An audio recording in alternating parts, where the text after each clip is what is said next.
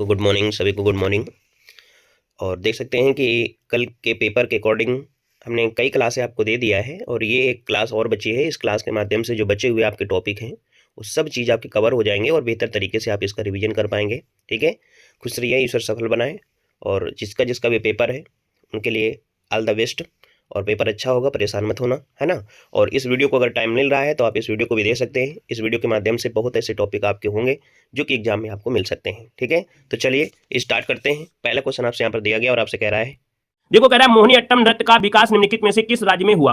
जब यहाँ पर अट्टम लगा देता है और जब अट्टम लगा दे तो आप समझिए वो केरल का आपका है, तो ऑप्शन क्या हो जाएगा, यहाँ पर याद रखिए डी नंबर हो जाएगा। कुचिपुड़ी कहाँ का है, तो हमने कच्चीपुड़ी और अंधीपुड़ी अर्थात आप कहेंगे जो ऑप्शन आपका दिया गया बी नंबर आंध्र प्रदेश आपका आंसर है, राइट हो जाएगा, याद रखिएगा। ठीक है ना, आगे बढ़िए। क्वेश्चन दिया गया है कि निम्न में से कौन सा एक उत्तर भारतीय नृत्य है। उत्तर भारतीय नृत्य पूछा गया है, उत्तर भारत का है कौन, कथक, जो कि आपके उत्तर प्रदेश का है। अगला दिया गया कथकली नृत्य किस राज्य से संबंधित है। कथकली नृत्य जो आपका है किस राज्य से है, तो आप कहेंगे कथकली है केरल से, याद रखिएगा। का यहाँ से स्टार्टिंग है, ला से अंत है, और का से केरल और का से कथकली, याद रखिएगा। लेकिन याद रखिए का से स्टार्टिंग है, ला से अंत है, और केरल में भी का से स्टार्टिंग है, ला से अंत है, क्योंकि कभी कभी होता है ना कि कथक और कथकली वाले गड़बड़ा देते हैं, तो कथकली हो जाएगा आपका केरल। नेक्स्ट क्वेश्चन दिया गया है कि निम्न नृत्य शैलियों में से किसका उद्गम पूर्वी भारत में से हुआ है। पूर्वी भारत में से हुआ है दोस्तों, ये है आपका मणिपुरी, जो कि शास्त्रीय नृत्य है, मणिपुर का, ऑप्शन आपका डी हो जाएगा। अगला आंध्र प्रदेश का जो शास्त्रीय नृत्य है, क्लासिकल डांस, वो आपका कौन सा है, आंध्र प्रदेश का।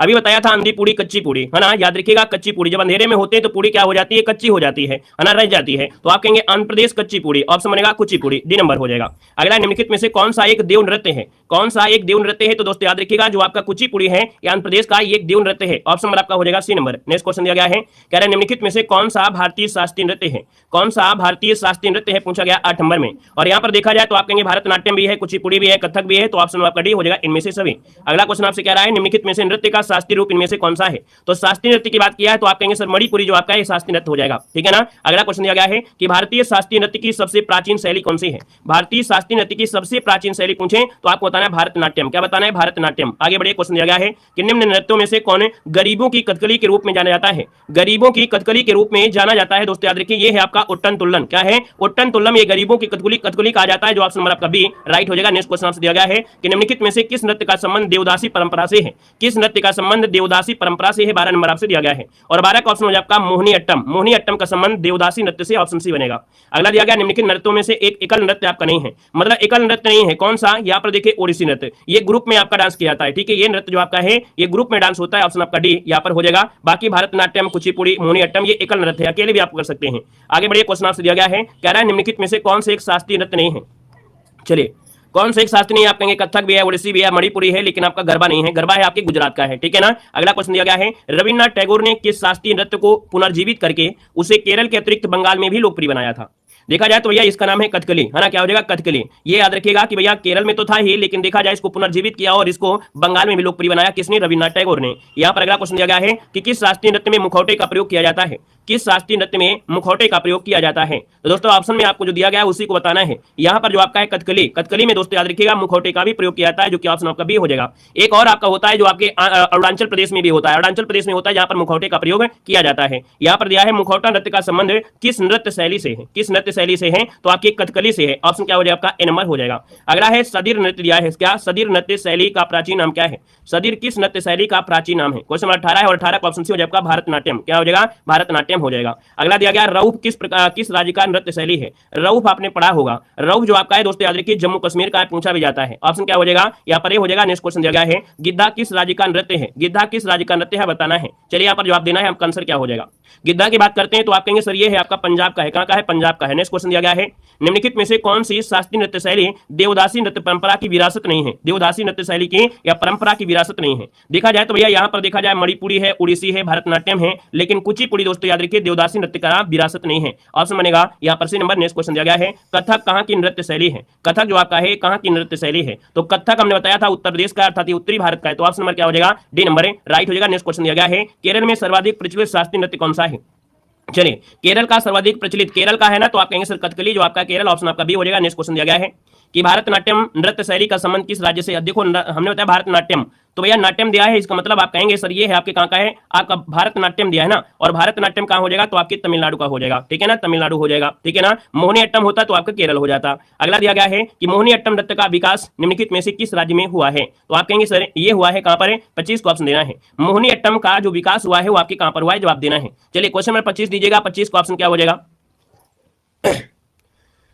चलिए मोहिनीअट्टम नृत्य का विकास जो हुआ है, विकास जो हुआ है दोस्तों आपका कहां पर हुआ है, ये क्वेश्चन पूछा गया है, ठीक है ना। मतलब ये नहीं कह रहा है कहां से, लेकिन ये पूछा गया है कि इसका जो विकास हुआ है वो आपके कहां से हुआ है। चलिए क्लास लाइव ही चल रही है, परेशान होइएगा क्योंकि लंबी क्लास होती है, अगर हम नाम लेंगे हाय हेलो करेंगे तो फिर क्लास और लंबी हो जाएगी, है ना, फिर क्लास जो आपकी और लंबी हो जाएगी, इसलिए हाय हेलो की नहीं, यहाँ पर क्वेश्चन को आपको देना है। देखो यहाँ पर देखा जाए जो आपका मोहिनीअट्टम नृत्य है, याद रखिए यहाँ पर जो ऑप्शन आ गया 25 नंबर में, वो ऑप्शन बनेगा आपका डी नंबर दोस्तों, केरल के मंदिरों में हुआ है, इसका उद्भव जो हुआ है वो केरल के मंदिरों में हुआ है, तो 25 का ऑप्शन क्या बनेगा, यहाँ पर आपका डी नंबर राइट हो जाएगा, डी नंबर। क्लियर है, आगे बढ़िए। क्वेश्चन दिया गया है निम्नलिखित में से कौन सुमेलित नहीं है, कौन सुमेलित नहीं है 26 नंबर में। भारतनाट्यम तमिलनाडु है, कथकली आपका दिया है कर्नाटक, और भैया हमने कहा था कथकली आपके कहां से है, तो आपके केरल से, कहां से है, केरल से है, तो ये गड़बड़ी हो गई। ओडिसी उड़ीसा से है और कुचिपुड़ी आपके आंध्र प्रदेश से है, तो आप कहेंगे ऑप्शन बी गलत दिया गया है। अगला निम्नलिखित में से कौन सुमेलित है, कौन सुमेलित है 27 नंबर में। देखिए भारतनाट्यम दिया है और भारतनाट्यम का आंध्र प्रदेश से है, नहीं है, कुचिपुड़ी आपका है मध्य प्रदेश से, नहीं, आप कहेंगे कुचिपुड़ी तो भैया ये आपके आंध्र प्रदेश से है। यहाँ पर कथकली केरल, बिल्कुल ऑप्शन आपका सी नंबर है राइट हो जाएगा। जो कथक है वो कहाँ का है, उत्तर भारत का है, ठीक है ना। आगे बढ़िए, क्वेश्चन आपसे अगला पूछा गया है, अगले पॉइंट में आगे हैं मंदिरों से, है ना। देखो आपसे कह रहा है क्वेश्चन, कह रहा है बद्रीनाथ का जो मंदिर है वो आपके कहां पर है। चलिए भाई जवाब देना है कि बद्रीनाथ का जो मंदिर है वो आपके है कहां पर, फटाफट जवाब देते रहना है। यहाँ पर जो आपका आंसर बनेगा इनमें से राइट क्या हो जाएगा, बद्रीनाथ का जो मंदिर है ये आपके कहां पर है, कहां पर पड़ेगा बद्रीनाथ का मंदिर। चलिए यहाँ पर देखिए भैया आपका जो 1 नंबर का ऑप्शन इनमें से राइट क्या हो जाएगा। चलिए बद्रीनाथ का जो मंदिर है दोस्तों याद रखिएगा उत्तराखंड के चमोली में, अर्थात चमोली जो जिला पड़ता है, ऑप्शन नंबर आपका जो बनेगा यहाँ पर आपका डी नंबर है राइट हो जाएगा, डी नंबर। आगे बढ़िए, क्वेश्चन दिया गया है कि कोडार का जो सूर्य मंदिर है वह कहां पर स्थित है, कोडार का जो सूर्य मंदिर है वो आपके कहां पर है, दूसरे नंबर के ऑप्शन देना है। तो आप कहेंगे कोडार का जो मंदिर है वो आपके उड़ीसा में है, जिसे ब्लैक पैगुंडा के नाम से भी जाना जाता है, इस मंदिर को ब्लैक पैगुंडा के नाम से भी जाना जाता है, ये भगवान सूर्य देवता को समर्पित है।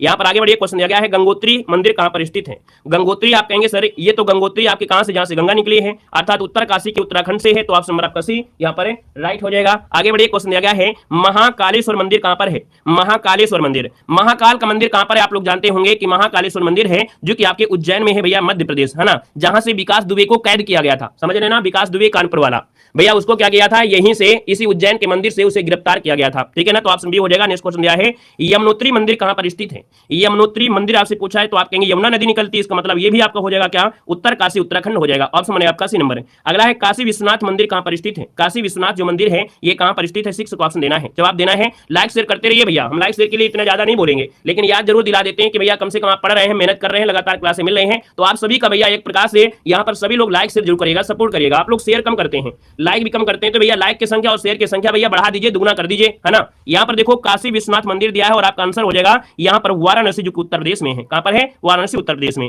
मीनाक्षी मंदिर कहां पर है, चलिए भैया 7 नंबर है, मीनाक्षी मंदिर आपके मदुरई जो कि आपके तमिलनाडु में, ठीक है, मदुरई जो कि आपके तमिलनाडु में। नेक्स्ट क्वेश्चन दिया है केदारनाथ मंदिर कहां पर है, केदारनाथ मंदिर, यहाँ पर देखिएगा क्वेश्चन आपका 8 दिया है और आप कहेंगे सर केदारनाथ मंदिर आपके कहां पर है, तो आपके उत्तराखंड में है। उत्तराखंड की बात करते हैं तो रुद्रप्रयाग क्या हो जाएगा, रुद्रप्रयाग जो कि आपका उत्तराखंड, तो ऑप्शन नंबर है यहाँ पर डी राइट हो जाएगा। अगला क्वेश्चन यहाँ पर दिया गया है कि बृहदेश्वर मंदिर आपका कहां पर स्थित है, बृहदेश्वर जो मंदिर है ये आपके कहां पर है, 9 नंबर ऑप्शन देना है।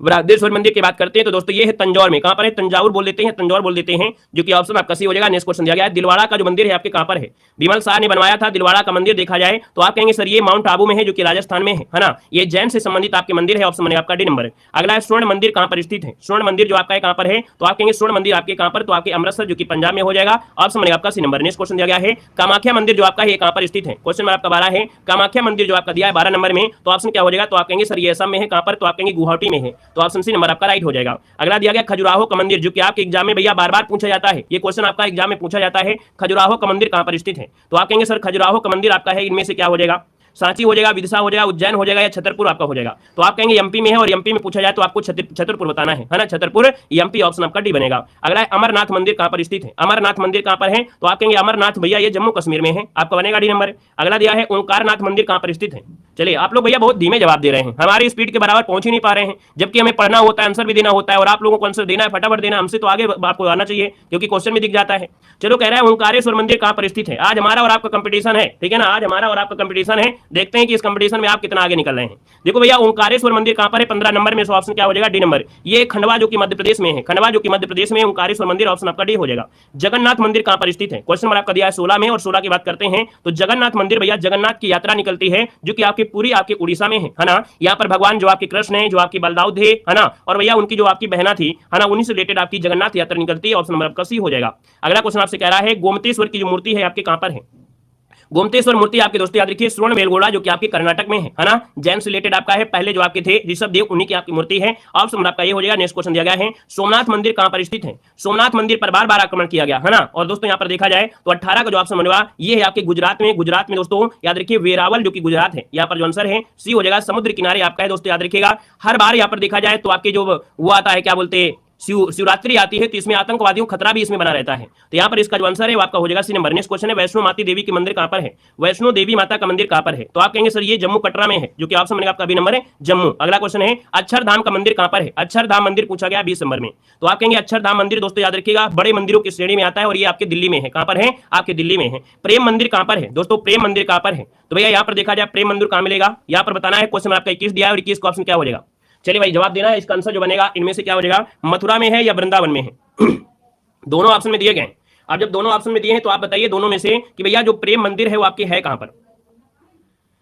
चलिए, प्रेम मंदिर जो आपका है दोस्तों आपके है कहां पर, प्रेम मंदिर कहां पर है, मथुरा जिले के समीप वृंदावन में स्थित है। तो मथुरा जिला के समीप वृंदावन में, तो आप देखिए जब समीप दिया इसका मतलब आप वृंदावन लगाइए, जब वृंदावन ना होता तो आप लोग मथुरा लगा देते, है ना। तो जब वृंदावन दिया है तो आप कहेंगे सर वृंदावन पहला, क्योंकि भैया हमने जगह की बात किया है तो जगह तो आपके वृंदावन ही हो जाएगा ना। तो आप कहेंगे सर यहाँ पर देखा जाए तो यहाँ पर आपका बी नंबर है, राइट हो जाएगा, वृंदावन में हो जाएगा। वृंदावन भैया देखा जाए तो मथुरा हो जाएगा, है ना। क्लियर है ना, समझ गए होंगे। बी नंबर आपको यहाँ पर राइट कर देना है। आगे बढ़िए, क्वेश्चन दिया गया है, कह रहा है श्री सिद्ध विनायक मंदिर कहां पर है। श्री सिद्ध विनायक मंदिर पूछा गया है, और भैया याद रखिए श्री सिद्ध विनायक मंदिर जो आपका है ये आपके मुंबई जो कि आपके महाराष्ट्र में, कहां पर है, महाराष्ट्र में है। ऑप्शन नंबर आपका ए इसका राइट हो जाएगा। अगला क्वेश्चन दिया है वेंकटेश्वर मंदिर आपके कहां पर है। वेंकटेश्वर मंदिर जो आपका है ये कहां पर है, तो आपके दोस्तों बताइएगा वेंकटेश्वर मंदिर।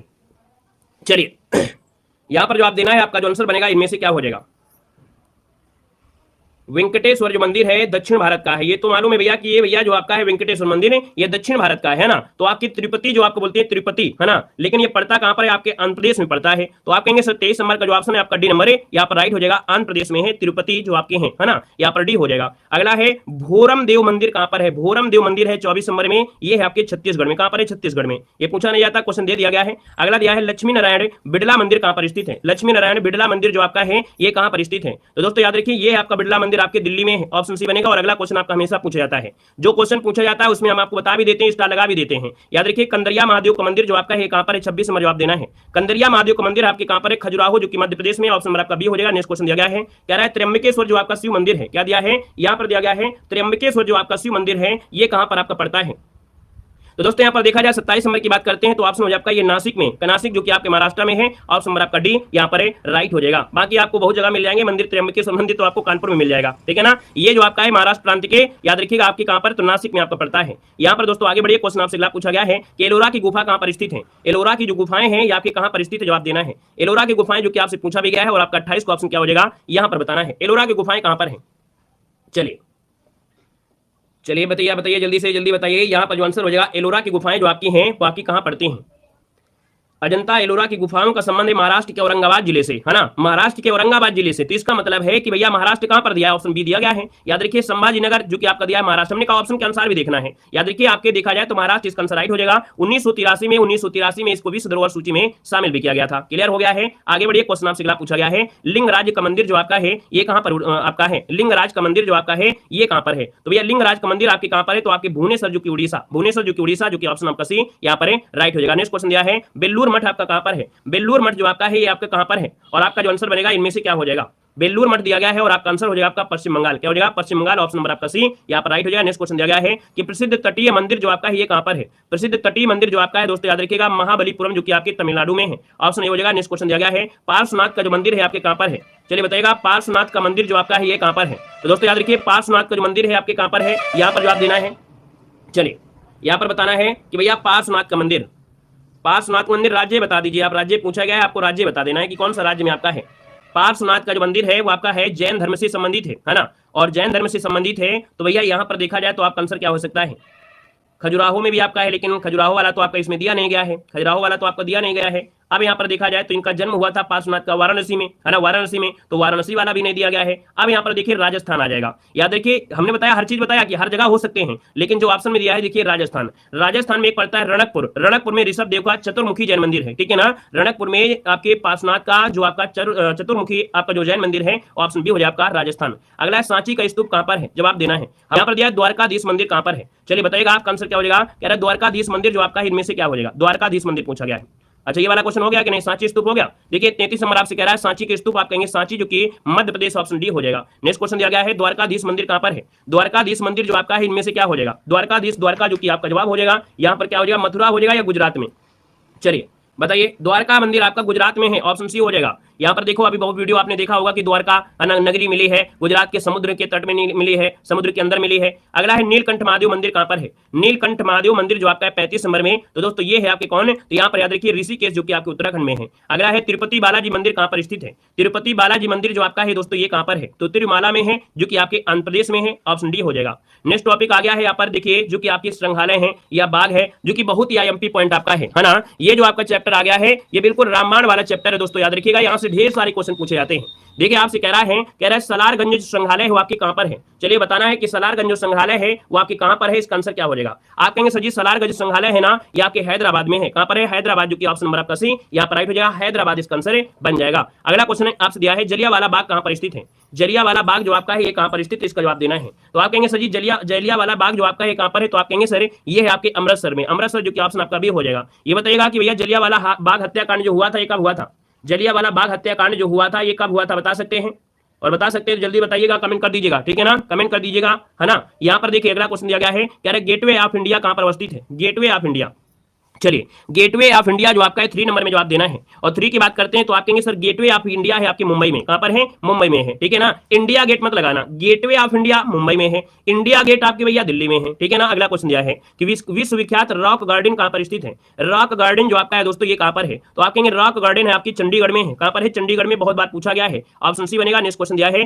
शेर शाह का मकबरा कहां पर स्थित है, शेर शाह का मकबरा दोस्तों पूछा गया, शेर शाह का मकबरा याद रख लीजिएगा, शेर शाह का मकबरा है आपके सासाराम जो कि बिहार में है। और याद रखिएगा ये अष्टकोण पद्धति में बनाया, मतलब जैसे ना अष्टकोण होते हैं, अष्टकोणीय पद्धति में ये बनाया हुआ क्या है आपका मकबरा है दोस्तों, याद रखिएगा। और देखा जाए तो भैया ये आपके दो शैली, ये भैया भारतीय भी शैली है और यहाँ पर एक प्रकार से जो यहाँ पर था, है ना, विदेश का था, मतलब कह सकते हैं दूसरे देश से था, तो यहाँ पर ये मिक्स शैली में बनाया गया है आपका मकबरा। अगला क्वेश्चन है श्री कृष्ण विज्ञान केंद्र कहां पर अवस्थित है, श्री कृष्ण विज्ञान केंद्र जो अवस्थित है वो ऑप्शन हो जाएगा आपका डी नंबर है, ये आपके पटना में है, डी नंबर हो जाएगा पटना में। अगला दिया गया है खुदा बख्श ओरिएंटल पब्लिक लाइब्रेरी कहां पर है, खुदा बख्श ओरिएंटल पब्लिक लाइब्रेरी जो आपका है कहां पर है, 7 का ऑप्शन डी हो जाए आपके दोस्तों, ये है पटना में है। अगला क्वेश्चन दिया है विनोबा भावे द्वारा स्थापित पवनार आश्रम कहां पर है, चलिए यहाँ पर जवाब देना है भैया। आप देखेंगे ये क्वेश्चन में आपको पूछा भी जाता है, जो आपका कह सकते हैं विनोबा भावे के द्वारा स्थापित किया गया था यहाँ पर जो पवनार आश्रम है, और ये पवनार आश्रम है कहां पर, तो दोस्तों यहाँ पर देखिए आपका जो आंसर हो जाएगा वो आपका हो जाएगा महाराष्ट्र में, महाराष्ट्र की जो ऑप्शन है यहाँ पर ये नंबर राइट हो जाएगा, महाराष्ट्र में वर्धा जिला पड़ता है, वर्धा जिला, ठीक है ना। अगला क्वेश्चन दिया गया है कि प्रख्यात सांस्कृतिक केंद्र भारत भवन जो भारत भवन आपका है ये कहां पर है,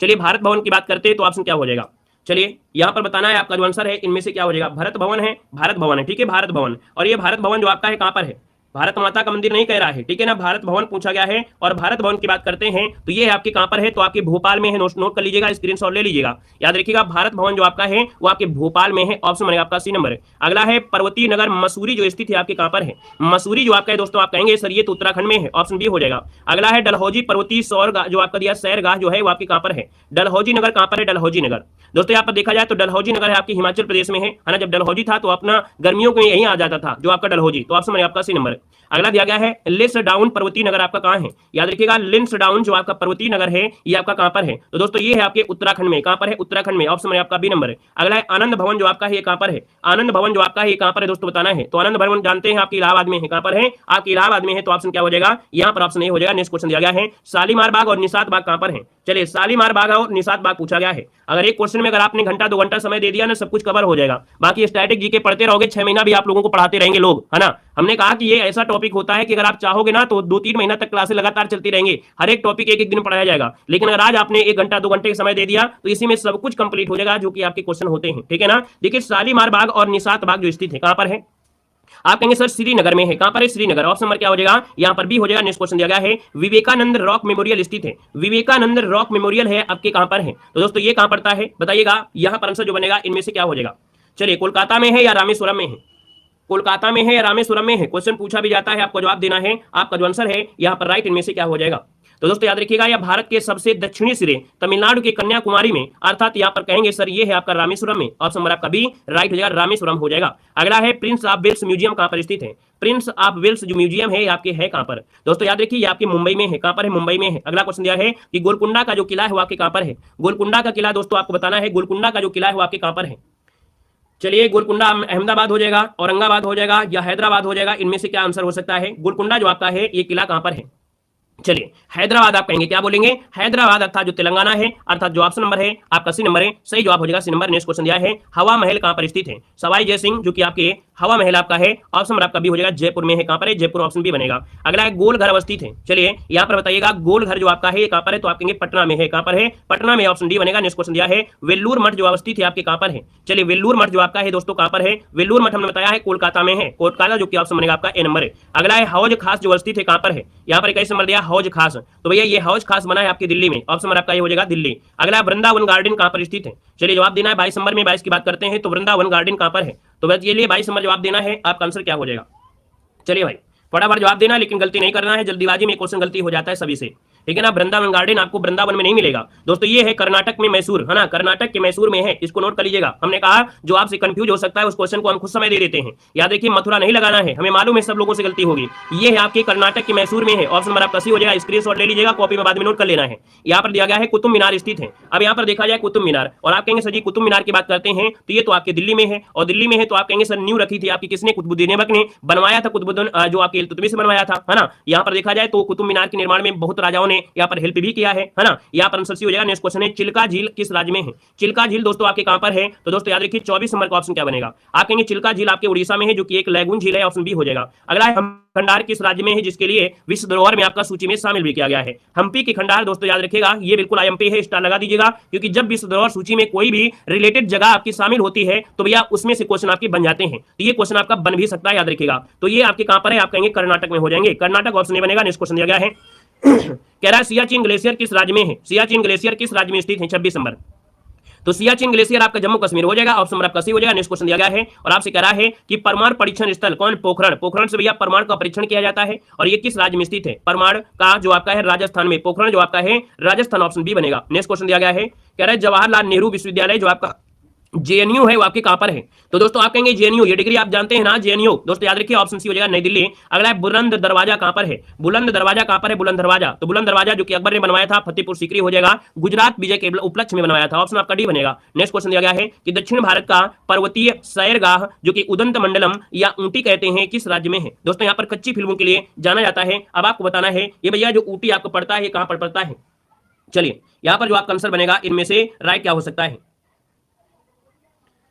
चलिए ये जो जाना जाता है कच्ची फिल्मों के लिए जाना जाता है, ठीक है ना, याद रखिएगा उदंत मंडलम, ये जो आपका एक रेलवे स्टेशन है, हिल आपका कह सकते हैं, ठीक है, तमिलनाडु में आपका है, यहाँ पर आंसर भी हो जाएगा तमिलनाडु में है दोस्तों, याद रखिएगा ऊटी जिसे बोलते हैं हिल स्टेशन आपका है, ठीक है ना, बहुत खूबसूरत है, जब भी कभी मौका मिले तो आप लोग जरूर जाइएगा, ठीक है ना। अगला क्वेश्चन आपसे कह रहा है यहाँ पर दिया गया है सबसे छोटी सीमा रेखा किस देश के साथ लगती है। अब आइए यहाँ पर जो आपके पड़ोसी देशों से रिलेटेड आपके क्वेश्चन बनते हैं वो भी यहीं पर आपको देखने को यहाँ पर मिल जाएंगे। आज की क्लास में आपको सब कुछ मिलेगा, है ना, आज की क्लास में आपको सब कुछ मिलेगा, है ना, थोड़ा थोड़ा सब कुछ मिल जाएगा। देखो दिया गया है कि भैया सबसे छोटी सीमा रेखा किस देश के साथ लगती है, तो आप कहेंगे सर इनमें से अफगानिस्तान से लगती है, अफगानिस्तान जो कि ऑप्शन आपका डी हो जाएगा, ठीक है ना, और सबसे ज्यादा लगती है बांग्लादेश के साथ, सबसे ज्यादा बांग्लादेश के साथ। नेक्स्ट क्वेश्चन दिया है कि निम्न में से किस राज्य की सीमा बांग्लादेश से नहीं मिलती है, तो भैया आप कहेंगे बांग्लादेश की देखा जाए तो भैया मेघालय है, यहाँ पर त्रिपुरा है, मिजोरम है, लेकिन मणिपुर की सीमा बांग्लादेश के साथ नहीं लगती है, ऑप्शन नंबर आपका हो जाएगा यहाँ पर सी नंबर। नेक्स्ट क्वेश्चन दिया है निम्नलिखित राज्यों में से कौन सा राज्य बांग्लादेश से अपनी सीमा नहीं बनाता है? बांग्लादेश से अपनी सीमा नहीं बनाता है दोस्तों, 3 नंबर आपको बताना है। तो यहाँ पर देखा जाए तो बांग्लादेश से मिजोरम है, मेघालय है और असम है,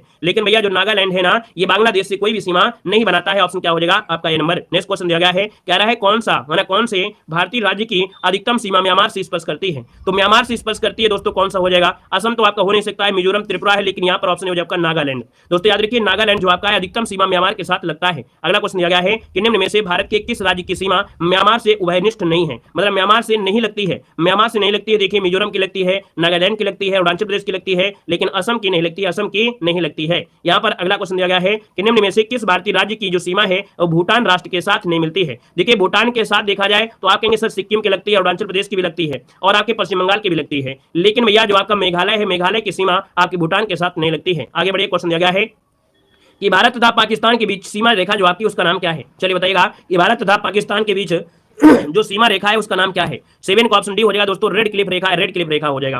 वहीं पर दोस्तों मैकमोहन रेखा जो आपके भारत और चीन के बीच है, भारत और चीन के बीच हो जाएगा। यहाँ पर अगला क्वेश्चन दिया गया है, डूरंड जो आपकी लाइन है वो किसके साथ भारत की सीमा निर्धारित करती है? दोस्तों यहाँ पर देखा जाए तो आप कहेंगे यहाँ पर जो आपका अफगानिस्तान है, लेकिन वर्तमान में अफगानिस्तान और पाकिस्तान के बीच ये सीमा रेखा आपकी है डूरंड लाइन, ठीक है ना, वर्तमान में। अगला दिया गया है कि भारत और पाकिस्तान के बीच मध्य जो रेखा आपका है वो कौन सी है? तो भारत और पाकिस्तान क्या हो जाएगा? आप कहेंगे सर यहाँ पर ये जो रेखा है ये अवशिष्ट रेखा है। क्या है? अवशिष्ट रेखा है। यहाँ पर जो आंसर है वो आपका रुकिए, ये क्वेश्चन जो आपका दिया गया है ना, यहां पर देखा जाए तो इस क्वेश्चन में ये क्वेश्चन में दिया गया है कि भैया भारत और पाकिस्तान के मध्य सीमा रेखा एक उदाहरण है। ये कैसी रेखा आपकी है? ये रेखा जो आपकी एक कैसी रेखा है? तो भैया इस रेखा को हम लोग बोलते हैं क्या? इस रेखा को हम बोलते हैं अध्यारोपित सीमा बोलते हैं, ठीक है। 9 का ऑप्शन डी आपका बनेगा दोस्तों, याद रखिएगा अध्यारोपित सीमा। अध्यारोपित सीमा क्या होती है?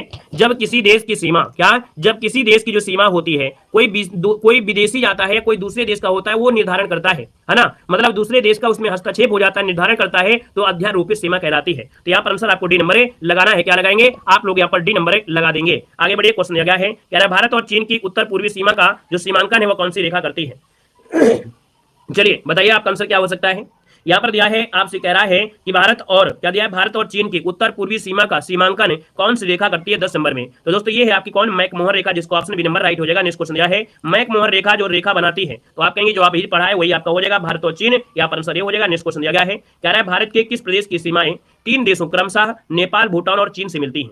नेपाल से मिले, भूटान से मिले और चीन से भी मिलती है। और यहाँ पर देखा जाए तो ये है आपका सिक्किम है, सिक्किम की जो रेखा है नेपाल से, भूटान से, चीन से मिलती है। अगला क्वेश्चन दिया गया है कि भारत का अपने पड़ोसी देशों के मध्य अंतर्राष्ट्रीय सीमा के विस्तार का आरोही क्रम आपको बताना है। अब देखो हमने कहा है कि भैया आरोही अवरोही नहीं पढ़ना है, अब आपको पढ़ना है बचपन का सपना एमबीए, बचपन का सपना एमबीए पढ़ना है। बस यही क्रम आपको रट लेना है कि भैया यहाँ पर बांग्लादेश फर्स्ट नंबर में, चाइना फिर दूसरे में, तीसरे में पाकिस्तान, फिर चौथे में नेपाल, ये क्रम आपका होगा। और इस क्रम में आप देखेंगे तो यहाँ पर देखो कौन बन रहा है, यहाँ पर देखिए नेपाल, पाकिस्तान, चीन और बांग्लादेश, ये क्रम में आपका आ गया कि नहीं? यहाँ पर देखो आरोही पूछा गया है तो आपका आंसर सी वाला हो गया है। आगे बढ़िए, क्वेश्चन दिया गया है कि निम्न में से किस देश की भारत के साथ सबसे लंबी स्तरीय सीमा है?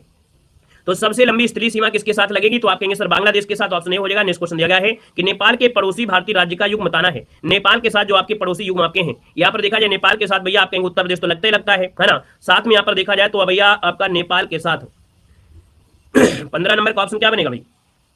नेपाल दिया है और नेपाल की बात करते हैं तो यहाँ पर देखा जाए नेपाल की बात करें तो कुछ नेपाल आएगा, कहाँ पर? इसमें आएगा, ठीक है ना, यहाँ पर। अब यहाँ पर देखा जाए तो आपका यूपी तो हो सकता है लेकिन हरियाणा नहीं होगा, ये तो गलत हो जाएगा, है ना। अब यहाँ पर देखा जाए तो आपका सिक्किम तो यहाँ पर आपका पड़ता है, सिक्किम आपका यहाँ पर हो जाएगा। और भूटान दिया गया है, सिक्किम और भूटान अगर दिया है तो इसके युग्म आपका हो जाएगा। अच्छा असम दिया है तो असम तो यहाँ पर पड़ता है, बिहार आपका हो जाएगा। अब यहाँ पर दिया गया सिक्किम और बिहार, ऑप्शन क्या हो सकता है? सिक्किम और बिहार यहाँ पर हो सकता है। क्यों भाई, कोई ऑप्शन ऐसे मिल रहा है जो मैच कर जाए? 15 नंबर में यहाँ पर आपका जो मैच करेगा, इनमें से क्या मैच करेगा?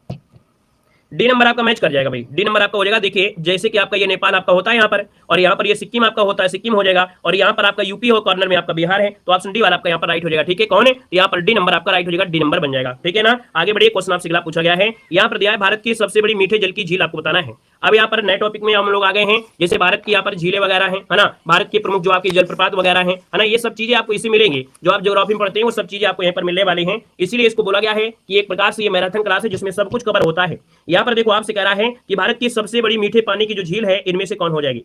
चलिए बताइए 1 नंबर का ऑप्शन क्या हो जाएगा? आप कहेंगे मीठे पानी की झील आपकी जम्मू कश्मीर में बुलर झील आपकी है, और ये दोस्तों देखा जाए तो गोखुर झील आपकी है ना। गोखुर झील मतलब गाय के आकार की बनी जो खुर होता है उसी के अकॉर्डिंग बनी झील है, और ये भारत की सबसे बड़ी मीठे पानी की झील है। ऑप्शन नंबर क्या हो जाएगा? ए नंबर राइट हो जाएगा, ठीक है ना। ए नंबर आपका राइट हो जाएगा। अगला क्वेश्चन दिया गया है, उत्तर पूर्वी भारत की सबसे बड़ी है ना, सबसे बड़ी झील लोकटक किस राज्य में है? दोस्तों याद रखिए ये उत्तर कहाँ की है, उत्तर पूर्वी क्षेत्र की है। मतलब यहाँ पर याद रखिए पूर्वोत्तर भारत में देखा जाए तो सबसे बड़ी झील भी है, मीठे पानी की झील है, ये आपके मणिपुर है। मणिपुर में एक दोस्तों याद रखिए राष्ट्रीय उद्यान भी है, जो कि राष्ट्रीय उद्यान का नाम क्या है, जो मतलब इस जो मणिपुर में जो आपकी लोकटक झील है, इस झील में आपका बना है एक अभ्यारण्य जो कि तैरता हुआ, क्या बोलते हैं, विश्व में तैरता हुआ एकमात्र अभ्यारण्य जो आपका है वो आपके किसमें है, तो आपकी इसी झील में है। नाम क्या है, केबुल लामजाओ। केबुल लामजाओ अभ्यारण्य जो आपका है वो आपके मणिपुर के लोकटक झील में है। क्लियर है। अगला क्वेश्चन दिया गया है कि उमियम झील किस राज्य में है? उमियम झील दोस्तों ये पड़ती है आपके मेघालय में। कहां पड़ती है? मेघालय में। अगला क्वेश्चन दिया गया है प्रसिद्ध लैगून झील चिल्का किस राज्य में स्थित है? प्रसिद्ध लैगून झील जो आपकी है ये चिल्का किस राज्य में है?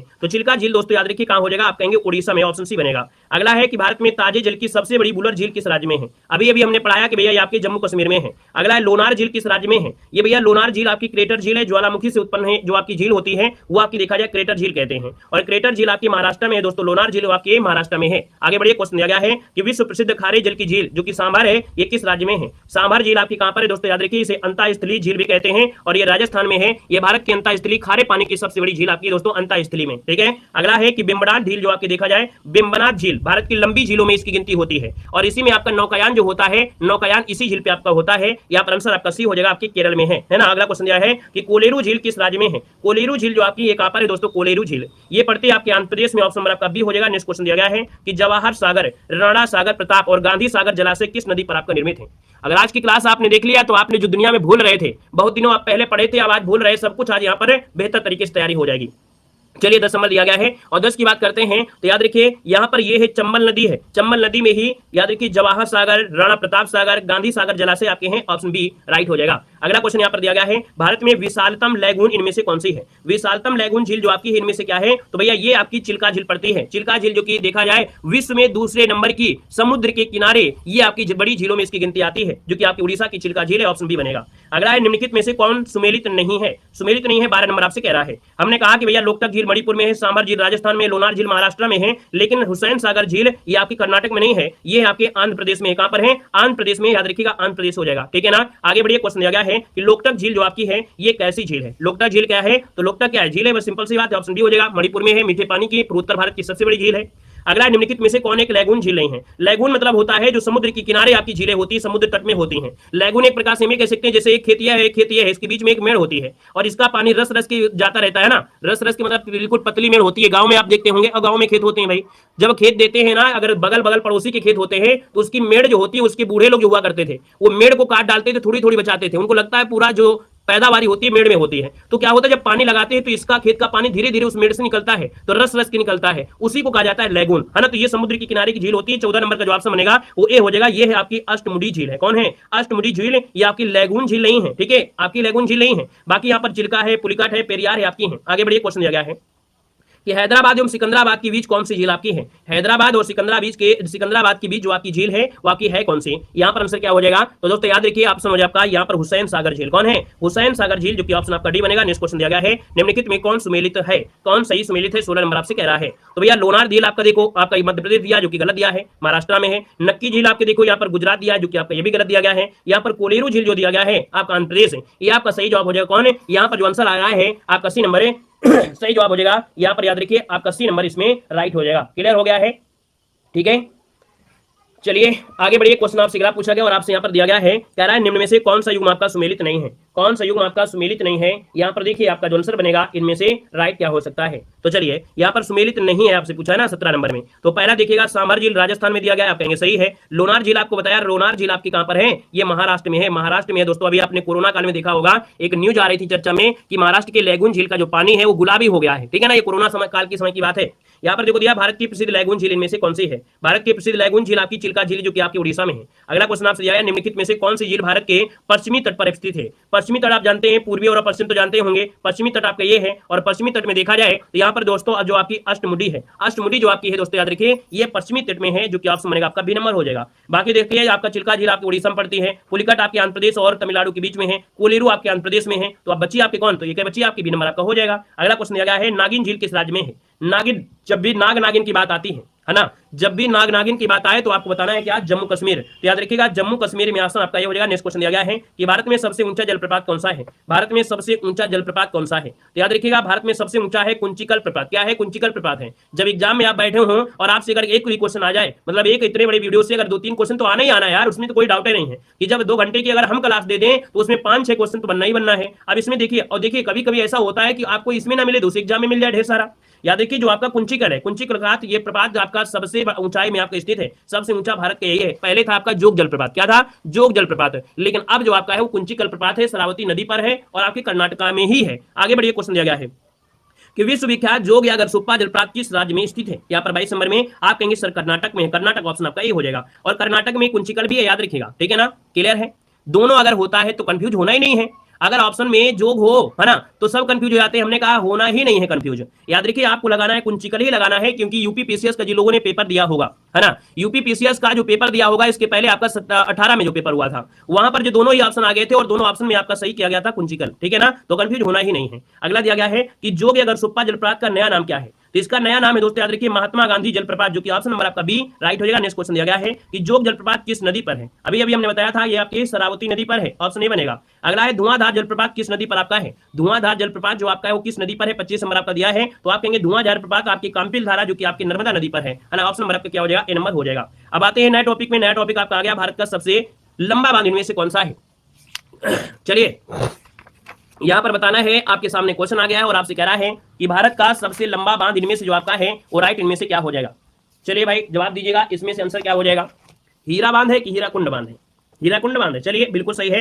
याद देखिए भारत का सबसे लंबा बांध है कौन है, हीराकुंड बांध। इसका जो ऑप्शन बनेगा यहाँ पर आपका ए नंबर है, राइट हो जाएगा। नेक्स्ट क्वेश्चन दिया गया है कि भारत का सबसे ऊंचा बांध कौन सा है। जब ऊंचा बांध पूछे तो आप बताना है टिहरी बांध। क्या बताना है, टिहरी बांध बताना है। अगला दिया गया भारत का सबसे ऊंचा गुरुत्वीय बांध।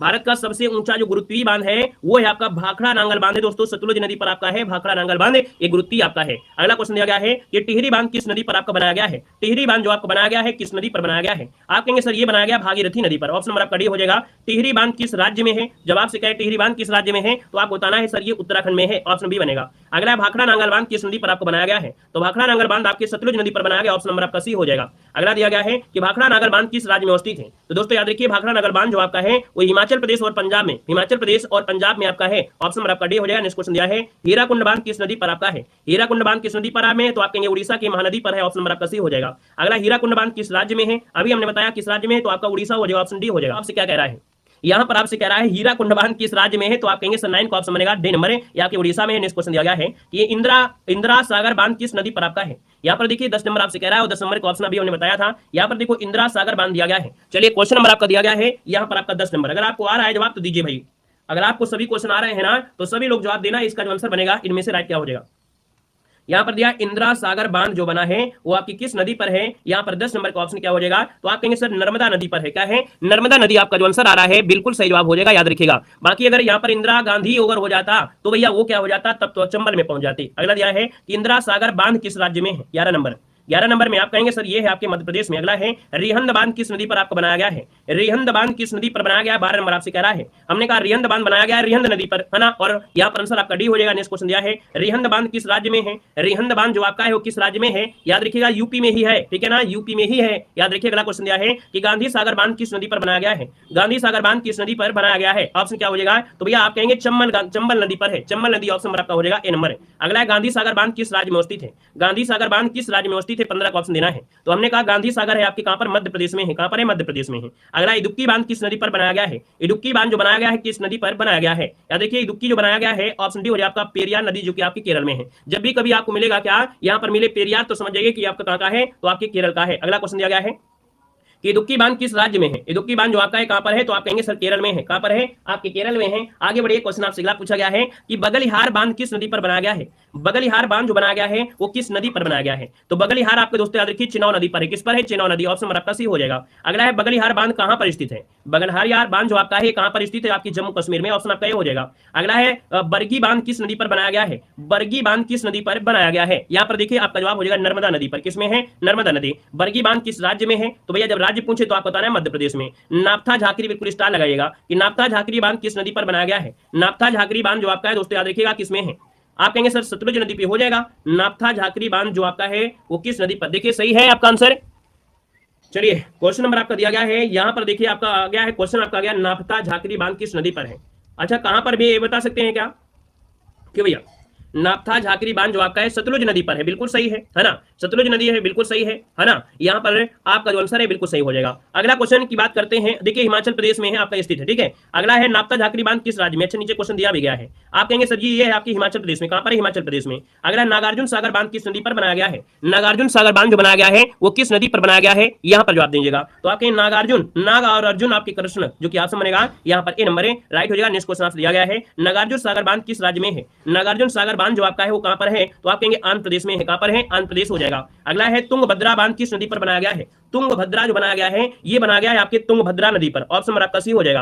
अगला है तुंगभद्रा बांध किस राज्य में है, तो भैया आप कहेंगे सर ये है आपके कर्नाटका में है, ऑप्शन डी हो जाएगा। अगला है सरदार सरोवर बांध किस नदी पर बनाया गया है, सरदार सरोवर बांध किस नदी पर बनाया गया है, तो आप कहेंगे सर ये है आपके नर्मदा नदी पर, ऑप्शन नंबर आपका बी हो जाएगा। अगला दिया गया है सरदार सरोवर बांध किस राज्य में है, सरदार सरोवर बांध जो आपका है किस राज्य में 29 नंबर में, तो भैया ये आपके कहां पर है, तो आपके गुजरात में है। अगला दिया है कि जायकवाड़ी बांध किस नदी पर बनाया गया है, जायकवाड़ी जो बांध है वो किस नदी पर है, तो आप कहेंगे सर गोदावरी में है, महाराष्ट्र में। अगला क्वेश्चन दिया गया है कि जायकवाड़ी बांध किस राज्य में है, तो भैया किस राज्य में है, आप कहेंगे महाराष्ट्र में, ऑप्शन आपका बी हो जाएगा। अगला है जवाहर सागर बांध किस नदी पर बनाया गया है, जवाहर सागर बांध किस नदी पर बनाया गया है, आप कहेंगे सर ये चंबल नदी पर बनाया गया है, जो कि ऑप्शन हो जाएगा। अगला है जवाहर सागर बांध किस राज्य में है, तो आप कहेंगे सर ये है आपके राजस्थान में, कहां पर है, राजस्थान में है। अगला क्वेश्चन दिया है राणा प्रताप सागर बांध किस नदी पर बनाया गया है, राणा प्रताप सागर बांध जो बनाया गया है ये आपकी चंबल नदी पर है, जो कि ऑप्शन डी नंबर है, राइट हो जाएगा, डी नंबर। आगे बढ़िए, क्वेश्चन दिया गया जीएसटी। चलिए आइए नए टॉपिक में आपका आ गया जीएसटी आ गया है, कह रहे हैं जीएसटी का पूर्ण रूप क्या होता है, जीएसटी का पूर्ण रूप क्या होता है, हमने कहा जीएसटी का पूर्ण होता है वस्तु एवं सेवा कर, ऑप्शन बी हो जाएगा, वस्तु एवं सेवा कर हो जाएगा। अगला दिया है कि भारत में जीएसटी कब से लागू हुआ, जवाब देना है, एक वीडियो में ही सब कुछ मिलेगा, हमने कहा गागर में सागर है ना, सब कुछ इसी में आपको मिलने वाला है, गागर में सागर ही मिल जाएगा आपको, ठीक है ना। वीडियो के लाइक की संख्या थोड़ा बढ़ाइए भाई, है ना, जितने लोग जुड़े हैं कम से कम उतने लोग वीडियो को लाइक शेयर करते रहे तो थोड़ा अच्छा लगते रहे, है ना। चलिए अगर आपको लगता है सर को मेहनत नहीं लग रही है ना, तो आधा घंटा बोल कर देखिए हमारी तरह, दूसरे दिन आपको मालूम है गला जाम हो जाएगा, ठीक है। तो सब लोग वीडियो को लाइक शेयर कर दिया करें, कम से कम एनर्जी आप लोगों के माध्यम से हमारे बनी रहती है, तो सब लोग लाइक शेयर कर दिया करें, ठीक है। चलिए भारत में जो जीएसटी है कब से लागू हुआ, यहाँ पर आंसर क्या हो जाएगा, तो आप कहेंगे सर जी यहाँ पर जो ऑप्शन है वो आपका हो जाएगा 1 जुलाई 2017 से लागू हुआ था, जो कि ऑप्शन आपका डी नंबर है, राइट हो जाएगा, क्लियर है। अगला क्वेश्चन आपसे कह रहा है कि भारत में जीएसटी दोहरे मॉडल जीएसटी पर आधारित है, मतलब भारत में जो जीएसटी है वो दोहरे मॉडल पर आधारित है, और जो दोहरे मॉडल जीएसटी है ये कहां से है, तो आप कहेंगे सर ये कनाडा से है, कहां से, कनाडा, ऑप्शन आपका बी बनेगा। अगला दिया गया है कि जीएसटी एवं सेवा कर की खपत आधारित होती है, जीएसटी एवं सेवा कर की जो खपत है ये आधारित होती है, तो आपके लाभांश पर आधारित होती है, लाभांश होता है, लाभांश शब्द होता है। भारत के जीएसटी मॉडल में संरचनाओं की संख्या कितनी है, चलिए बताइएगा, आपका 5 नंबर में ऑप्शन क्या हो जाएगा, तो आप कहेंगे सर ये होती हैं 4, कितनी होती हैं, 4 होती है, इसका जो ऑप्शन है यहाँ पर आपका बी हो जाएगा दोस्तों, 4 भागों में है ना, सीजीएसटी, एसजीएसटी, यूजीएसटी और आईजीएसटी हो जाएगा। अगला क्वेश्चन यहाँ पर आपसे दिया गया है जीएसटी की अधिकतम दर क्या है, तो जीएसटी की अधिकतम दर क्या है, आप कहेंगे सर देखा जाए तो जीएसटी की दरें आपकी कितनी है, यहाँ पर देखिए आपका जो 18% है 28, ऑप्शन नंबर आपका ये हो जाएगा कि जो अधिकतम आपकी है वो है आपका कौन सा है, यहाँ पर 28 इसका आंसर है, राइट हो जाएगा, क्लियर है ना। क्यों भाई इतना तो है, क्या कम ज्यादा है, नहीं है ना, याद रखिए यहाँ पर 28 हो जाएगा, जो कि ऑप्शन आपका ए नंबर आपका बन जाएगा, 28 आपकी अधिकतम आपकी है। दूध घी शक्कर दूध घी जो आपका है ना वो भी आपका 28% जीएसटी में हो गया है। अगला क्वेश्चन आपसे कह रहा है कि एसजीएसटी यूजीएसटी के लिए लागू अधिकतम दर क्या है, भैया अगर एसजीएसटी है और यूजीएसटी है इसके लिए अधिकतम जो दर होगा वो क्या हो जाएगा, तो यहाँ पर याद रखिए आपका आंसर क्या हो सकता है। चलिए यहाँ पर देखिए 7 नंबर में, तो आप कहेंगे सर यहाँ पर आप जो अधिकतम है वो आपका क्या हो जाएगा, यहाँ पर ए नंबर इसका राइट हो जाएगा दोस्तों, याद रखिएगा, ठीक है ना, क्लियर है। अगले क्वेश्चन आगे आइए का क्वेश्चन दिया है वस्तुओं और सेवाओं पर जीएसटी की जो दरें हैं, वस्तुओं और सेवाओं पर जो जीएसटी की दरें हैं वो आपकी कौन सी हैं।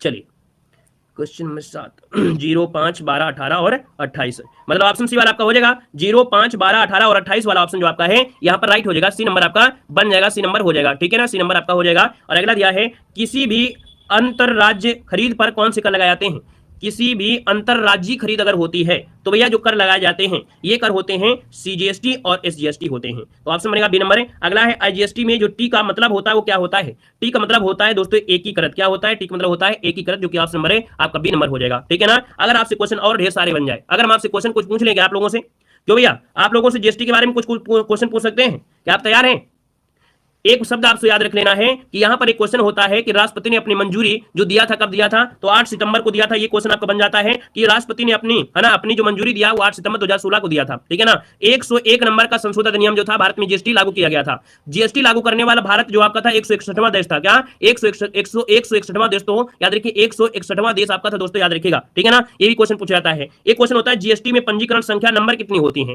तो जीएसटी में जो कुल संख्या होती है 15 डिजिट की होती है। कितनी? 15 डिजिट की होती है, 15 डिजिट की होती है, याद रखिएगा, ठीक है ना। क्लियर हो गया है। और यहां पर जीएसटी परिषद का जो अध्यक्ष होता है कौन होता है? आप कहेंगे वित्त मंत्री होता है ना। जीएसटी परिषद में सदस्यों की कुल संख्या कितनी आपकी है? तो 33 होती है। कितनी होती है? 33 होती है। एक स्पेशल आपको बना देंगे ना जीएसटी वाला, सब चीजें बता देंगे। आइए क्वेश्चन नंबर आपके अगले आ गया है, कह रहा है इंदिरा गांधी अंतरराष्ट्रीय हवाई अड्डा कहां पर है? चलिए भैया जवाब देना है। इंदिरा गांधी अंतरराष्ट्रीय जो आपका हवाई अड्डा है ये कहां पर स्थित है? यहां पर देखिए आपका आंसर क्या हो जाएगा। जब बात की गई इंदिरा गांधी अंतरराष्ट्रीय हवाई अड्डे का तो ऑप्शन क्या हो जाएगा? ये है आपके नई दिल्ली में। ऑप्शन नंबर आपका डी राइट हो जाएगा, नई दिल्ली इसका आंसर बन जाएगा, नई दिल्ली। अगला है कि छत्रपति शिवाजी महाराज अंतरराष्ट्रीय हवाई अड्डा कहां पर स्थित है? छत्रपति शिवाजी महाराज आप कहेंगे सर ये मुंबई में है, जो कि महाराष्ट्र, ऑप्शन सी नंबर हो जाएगा। अगला आपसे कह रहा है कि नेताजी सुभाष चंद्र बोस अंतरराष्ट्रीय हवाई अड्डा कहां पर है? नेताजी सुभाष चंद्र बोस अंतरराष्ट्रीय हवाई अड्डा यहां पर देखा जाए तो आप कहेंगे सर ये है आपके कोलकाता पश्चिम बंगाल। ऑप्शन नंबर आपका हो जाएगा। नेक्स्ट क्वेश्चन दिया है बाबा साहेब अंबेडकर अंतरराष्ट्रीय हवाई अड्डा कहां पर स्थित है? बाबा साहेब अंतरराष्ट्रीय हवाई अड्डा जो आपका है कहां पर है? क्वेश्चन आपका 4 दिया है, और 4 दिया है तो आप कहेंगे सर नागपुर, जो कि महाराष्ट्र हो जाएगा, ठीक है ना। अगला क्वेश्चन बताइएगा सरदार वल्लभ भाई पटेल अंतरराष्ट्रीय हवाई अड्डा कहां पर है? सरदार वल्लभ भाई पटेल अंतरराष्ट्रीय हवाई अड्डा कहां पर है? दोस्तों आप कहेंगे सर ये है अहमदाबाद गुजरात में है। ऑप्शन रहेगा यहां पर आपका नंबर। नेक्स्ट क्वेश्चन दिया है लाल बहादुर शास्त्री हवाई अड्डा कहां पर है? लाल बहादुर शास्त्री आपका हवाई अड्डा पूछा गया है, और आपका आंसर क्या हो जाएगा? तो ये है आपके वाराणसी, जो कि आपके उत्तर प्रदेश में हो जाएगा। अगला दिया गया है कि पैगोंडा अंतरराष्ट्रीय हवाई अड्डा कहां पर है? पैगोंडा जो आपका पैगोंडा दिया गया है ना, तो भैया याद रखिए के पैगोंडा दिया गया, के पैगोंडा दिया है 7 नंबर में, तो ये ऑप्शन क्या हो जाएगा? चलिए यहां पर जवाब दीजिए, इसका आंसर क्या हो जाएगा? क्या आंसर यहां पर हो सकता है? पैगोंडा से क्या आपके उड़ीसा में हो सकता है, या के पैगोंडा से आपके बेंगलुरु कर्नाटक में हो सकता है? चलिए वो भी अंतरराष्ट्रीय हवाई अड्डा है ना। यहां पर ये जो है आपका अंतरराष्ट्रीय हवाई अड्डा है, और ये जो आपका है बेंगलुरु में है। याद रखिए इसका ऑप्शन बनेगा आपका सी नंबर है, ये बेंगलुरु में है, याद रखिएगा, है ना।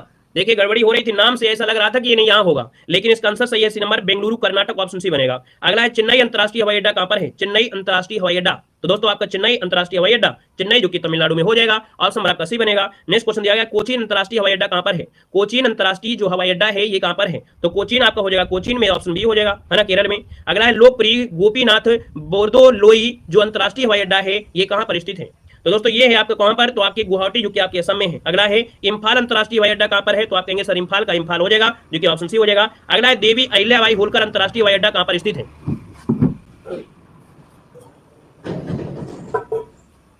चलिए भाई जवाब दीजिएगा।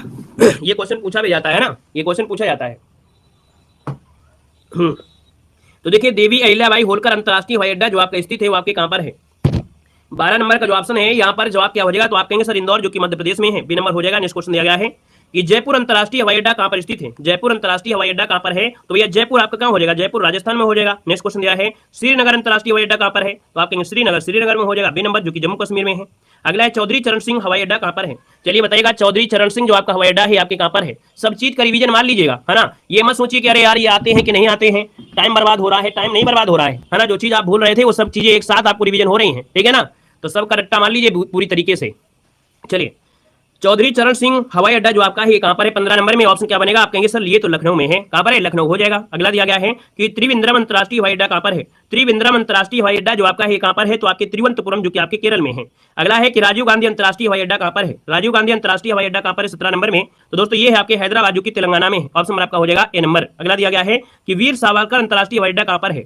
वीर सावरकर अंतरराष्ट्रीय हवाई अड्डा जो आपका ये कहां पर है? तो दोस्तों याद रखिए वीर सावरकर अंतरराष्ट्रीय हवाई अड्डा 18 नंबर का ऑप्शन क्या हो जाएगा? पोर्ट ब्लेयर अंडमान जो निकोबार आपका है, ऑप्शन नंबर आपका हो जाएगा सी नंबर। नेक्स्ट क्वेश्चन दिया गया है कि गुरु रामदास जी अंतरराष्ट्रीय हवाई अड्डा कहां पर है? चलिए बताइएगा गुरु रामदास जी अंतरराष्ट्रीय हवाई अड्डा कहां पर स्थित है? 19 नंबर का ऑप्शन बनेगा ये नंबर आपके अमृतसर, जो कि पंजाब में है, ऑप्शन बनेगा ये नंबर। नेक्स्ट क्वेश्चन दिया गया है स्वामी विवेकानंद हवाई अड्डा कहां पर स्थित है? स्वामी विवेकानंद हवाई अड्डा जो आपका दिया है 20 नंबर में, वो क्या हो जाएगा? तो आप कहेंगे सर रायपुर, जो कि छत्तीसगढ़ में है, रायपुर जो कि छत्तीसगढ़ में है। नेक्स्ट क्वेश्चन दिया गया है कि कालीकट अंतरराष्ट्रीय हवाई अड्डा कहां पर है? कालीकट अंतरराष्ट्रीय हवाई अड्डा जो आपका है ये कहां पर है? तो भैया ये आपके करीपुर, जो कि आपके केरल में है, करीपुर जो कि आपके केरल में है। अगला है बिरसा मुंडा हवाई अड्डा, बिरसा मुंडा हवाई अड्डा ये आपके झारखंड में है, जो कि रांची हो जाएगा, ऑप्शन सी नंबर। अगला दिया है विशाखापट्टनम अंतरराष्ट्रीय हवाई अड्डा कहां पर स्थित है? विशाखापट्टनम अंतरराष्ट्रीय हवाई अड्डा जो आपका है 23 नंबर का ऑप्शन क्या हो जाएगा? आप कहेंगे सर जी 23 का ऑप्शन बनेगा ए नंबर, ये विशाखापट्टनम आंध्र प्रदेश में है। अगला है डाबोलिम अंतर्राष्ट्रीय हवाई अड्डा कहां पर है? डाबोलिम अंतर्राष्ट्रीय हवाई अड्डा 24 नंबर में। तो दोस्तों ये पड़ता है आपके गोवा में। कहां पर है? गोवा में है। सूरत अंतर्राष्ट्रीय हवाई अड्डा कहां पर है? तो सूरत का है आपके सूरत, जो कि ऑप्शन डी हो जाएगा। मंगलौर अंतर्राष्ट्रीय हवाई अड्डा कहां पर है? तो मंगलौर अंतर्राष्ट्रीय मंगलौर हो जाएगा, कर्नाटक में हो जाएगा। अगला है बीजू पटनायक अंतर्राष्ट्रीय हवाई अड्डा, बीजू पटनायक अंतर्राष्ट्रीय हवाई अड्डा, तो ये आपके भुवनेश्वर उड़ीसा में है। कोयम्बटूर अंतर्राष्ट्रीय हवाई अड्डा कहां पर है? तो यह कोयम्बटूर आपका कोयम्बटूर में हो जाएगा। अगला है तिरुचिरापल्ली अंतर्राष्ट्रीय हवाई अड्डा कहां पर है? तो 29 नंबर में। तो आप कहेंगे 29 का ऑप्शन सी होगा, तिरुचिरापल्ली तमिलनाडु में। आगे बढ़िए, क्वेश्चन दिया गया है, आपसे कह रहा है भारतीय फिल्म एवं टेलीविजन संस्थान कहां पर अवस्थित है? चलिए जवाब देना है। यहाँ पर जो आंसर बनेगा वो राइट इनमें से क्या हो जाएगा? आपसे कह रहा है यहाँ पर भारतीय टेलीविजन संस्थान जो आपका है ये कहां पर स्थित है? चलिए भारतीय फिल्म एवं टेलीविजन संस्थान जो आपका है ये कहां पर जवाब देना है? चलिए देखिए भैया, ये आपके कहां पर है? तो आप कहेंगे सर पुणे, जो कि आपके महाराष्ट्र में है। नया तो आपका अयोध्या राम पोर्ट बना है भैया, वो भी उसी में शामिल है। चलिए यहाँ पर देखिए ऑप्शन आपका डी हो जाएगा। नेक्स्ट क्वेश्चन दिया है भारतीय विज्ञान संस्थान कहां पर है? भारतीय विज्ञान संस्थान कहां पर है? ऑप्शन नहीं दिख रहा है, अब आपको दिखेगा। तो भारतीय विज्ञान संस्थान आपके दोस्तों याद रखिए बेंगलोर, जो कि आपके कर्नाटक में है। आगे बढ़िए, क्वेश्चन दिया गया है राष्ट्रीय एड्स अनुसंधान संस्थान कहां पर है? राष्ट्रीय एड्स अनुसंधान संस्थान दोस्तों याद रखिएगा ये पड़ता है आपकी पुणे, जो कि महाराष्ट्र में, पुणे जो कि महाराष्ट्र में आपका हो जाएगा। नेक्स्ट क्वेश्चन दिया गया है भारतीय मृदा विज्ञान संस्थान कहां पर है? भारतीय मृदा विज्ञान संस्थान जो आपके है ये कहां पर है दोस्तों? जवाब देना है। आपका आंसर क्या हो सकता है? चलिए इसका जवाब देना है, आप सभी को जवाब देना है। आंसर क्या हो जाएगा? भारतीय मृदा विज्ञान संस्थान जो आपका है ये कहां पर स्थित है भैया? इसका आंसर दीजिएगा। तो यहां पर आंसर हो जाएगा क्या? भोपाल, मध्य प्रदेश में। भारतीय मृदा विज्ञान संस्थान बिल्कुल सही है, ये पड़ता है आपके भोपाल, जो कि मध्य प्रदेश है। 4 का ऑप्शन बनेगा यहाँ पर आपका डी नंबर है, राइट हो जाएगा, डी नंबर यहाँ पर हो जाएगा। अगला क्वेश्चन यहाँ पर दिया गया है कि राष्ट्रीय ग्रामीण विकास संस्थान कहां पर स्थित है? चलिए बताइएगा, राष्ट्रीय ग्रामीण विकास संस्थान जो आपका है ये कहां पर स्थित है? चलिए यहाँ पर जवाब देने को संस्थान से क्वेश्चन बनते ही बनते हैं, संस्थान से क्वेश्चन बनते ही बनते हैं, हमेशा बनते हैं, है ना।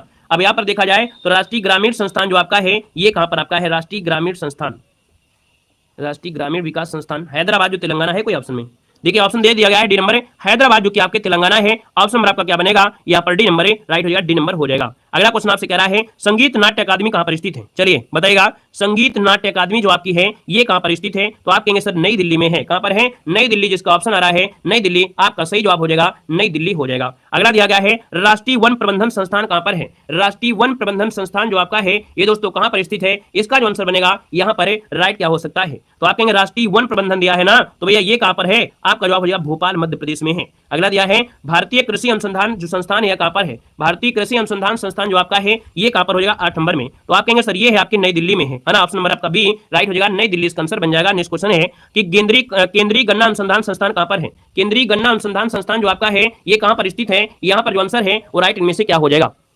चलिए केंद्रीय गन्ना अनुसंधान संस्थान 9 को ऑप्शन देना है। आप कहेंगे सर ये है आपके कोयम्बटूर में। ऑप्शन बनेगा ए नंबर। नेक्स्ट क्वेश्चन दिया गया है केंद्रीय तंबाकू अनुसंधान संस्थान कहां पर है? केंद्रीय तंबाकू अनुसंधान संस्थान जो आपका है ये कहां पर स्थित है? तो आप कहेंगे सर ये है आपके राजमुंदरी, जो कि आपके आंध्र प्रदेश में है। आगे बढ़िएगा कि भारतीय चमड़ा अनुसंधान संस्थान कहां पर है? भारतीय चमड़ा अनुसंधान संस्थान पूछा गया है और ये है आपको पड़ता है आपके चेन्नई में। कहां पड़ता है? चेन्नई में। अगला क्वेश्चन दिया गया है कि भारतीय चीनी तकनीकी संस्थान कहां पर है? भारतीय चीनी तकनीकी संस्थान कहां पर है? तो आपके कानपुर में। ऑप्शन सी बनेगा। अगला है कि भारतीय मौसम विज्ञान संस्थान कहां पर है? भारतीय मौसम विज्ञान संस्थान कहां पर है? तो भैया ये पड़ता है आपके कहां पर? नई दिल्ली में। कहां पर है? नई दिल्ली में है। अगला दिया है कि राष्ट्रीय डेयरी अनुसंधान संस्थान कहां पर है? राष्ट्रीय डेयरी अनुसंधान संस्थान जो आपका ये कहां पर है? तो दोस्तों याद रखिए ये कहां पर है? करनाल, जो कि हरियाणा में है। ऑप्शन में आपका ये नंबर है। अगला केंद्रीय वन अनुसंधान संस्थान कहां पर है? केंद्रीय वन अनुसंधान संस्थान कहां पर है? 15 नंबर में। तो भैया याद रखिएगा वन अनुसंधान आपके कहां पर है? देहरादून हो जाएगा, देहरादून में।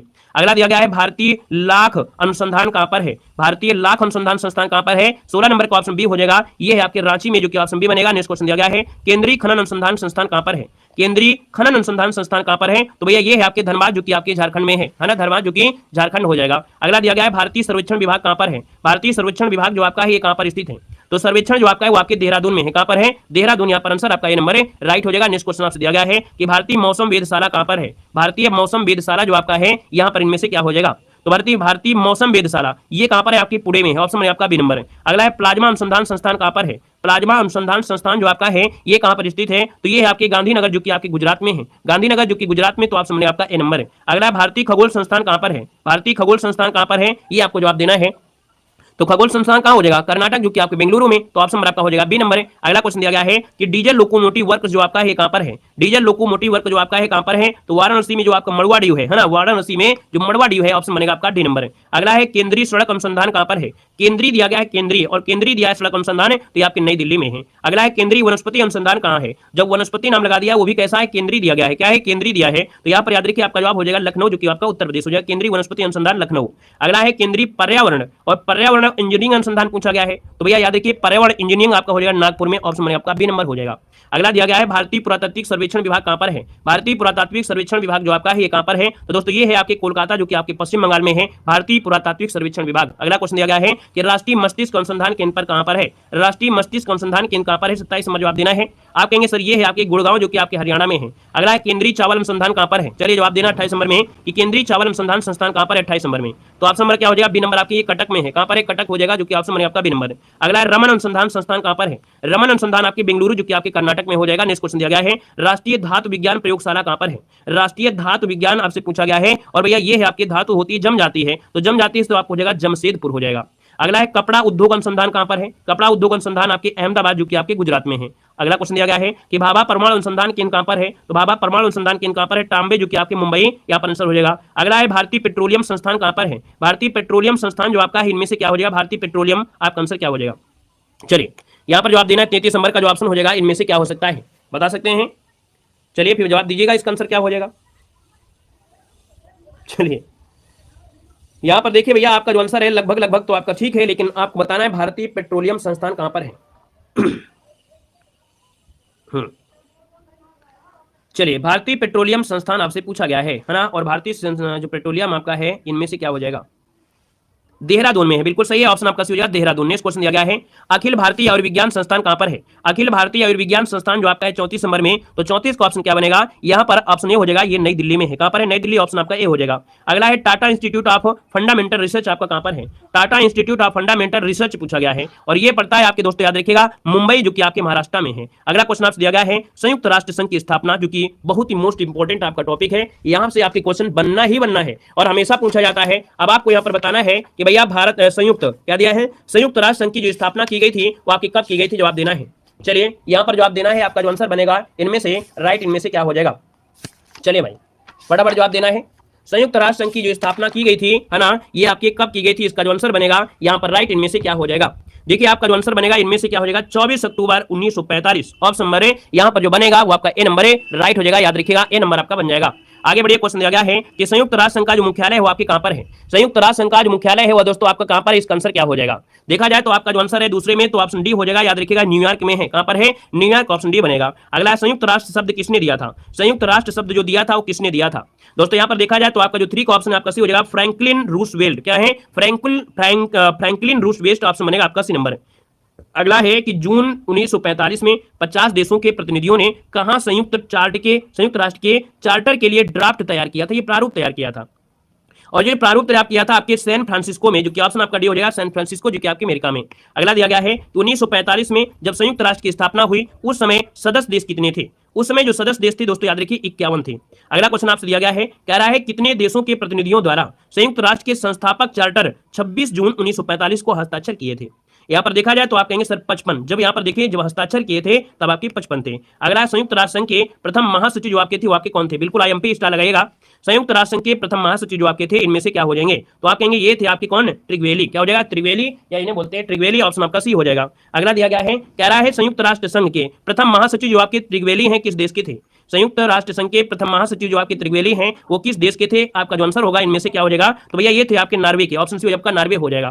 अगला दिया गया संयुक्त राष्ट्र संघ के महासचिव की अवधि कितनी होती है? संयुक्त राष्ट्र संघ के महासचिव की जो अवधि होती है वो आपकी कितनी होती है? दोस्तों याद रखिएगा कितनी होती है। चलिए यहां पर जवाब देना है, क्वेश्चन नंबर आपके सामने दिया गया है और आपसे कह रहा है कि संयुक्त राष्ट्र संघ के महासचिव की जो अवधि होती है वो कितनी होती है। चलिए देखिए यहाँ पर आंसर क्या हो जाएगा। तो यहाँ पर देखा जाए तो संयुक्त जो अवधि होता है अर्थात कार्यकाल होता है 5 वर्ष के लिए होता है, 5 वर्ष, जो कि ऑप्शन बी हो जाएगा। अगला है संयुक्त राष्ट्र संघ के प्रथम एशियाई महासचिव, इनका नाम बताना है। संयुक्त राष्ट्र संघ के प्रथम एशियाई महासचिव का नाम इनमें से क्या था? 10 नंबर का ऑप्शन सी हो जाएगा दोस्तों, इनका नाम था यूथांट। क्या नाम था? यूथांट नाम था, ऑप्शन सी बनेगा। नेक्स्ट क्वेश्चन दिया गया है कि संयुक्त राष्ट्र सुरक्षा परिषद में स्थायी सदस्य देशों की जो संख्या है वो आपकी कितनी है? कितनी है भैया?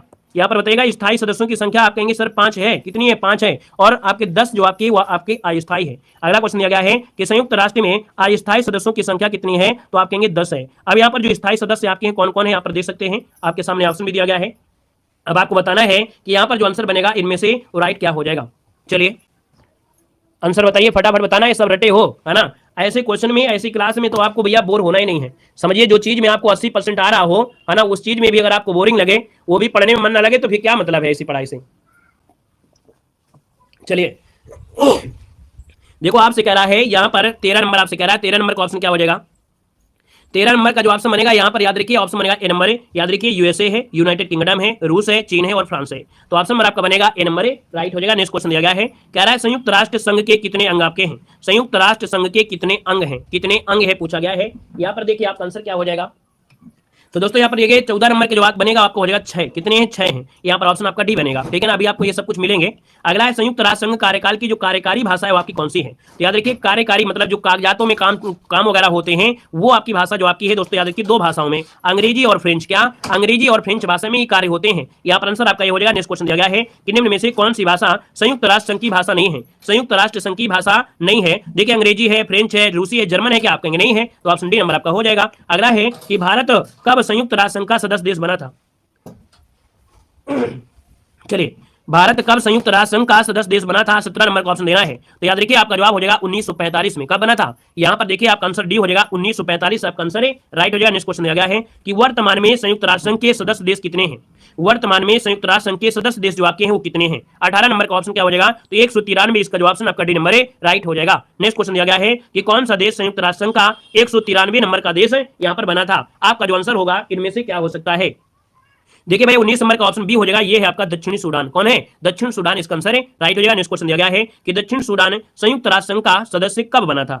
तो भैया ये जो बना तो कब बना था? तो ये बना था दोस्तों याद रखिएगा 2011 में। ऑप्शन बनेगा आपका यहाँ पर आपका डी नंबर है, राइट हो जाएगा। नेक्स्ट क्वेश्चन दिया गया है लेकिन इस क्वेश्चन को बताइए के बाद देख लेते हैं ना। यहां पर ये बताना है भैया कि जो आपका आंसर है क्या सही है?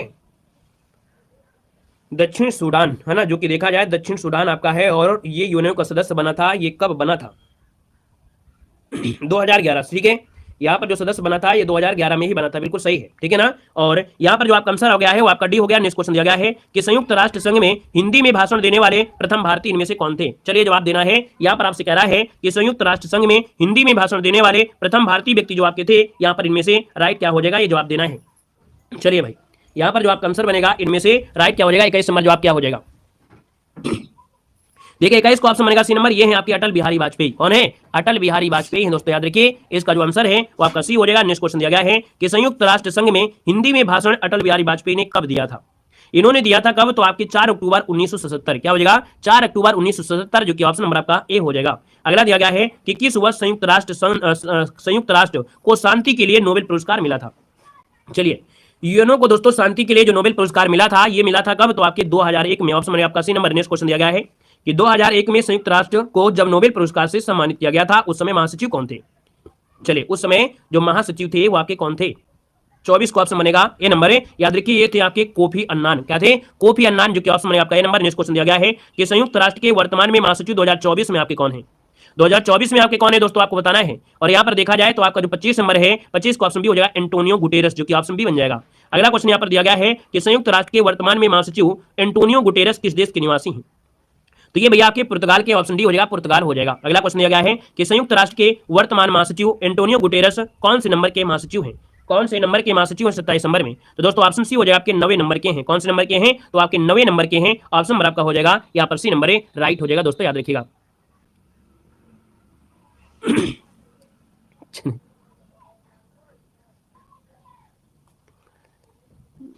चलिए यहां पर देखिए, यहां पर अगला क्वेश्चन दिया गया है संयुक्त राष्ट्र संघ में वीटो का क्या अर्थ होता है? संयुक्त राष्ट्र संघ में वीटो का जो अर्थ होता है इनमें से क्या होता है, जवाब देना है।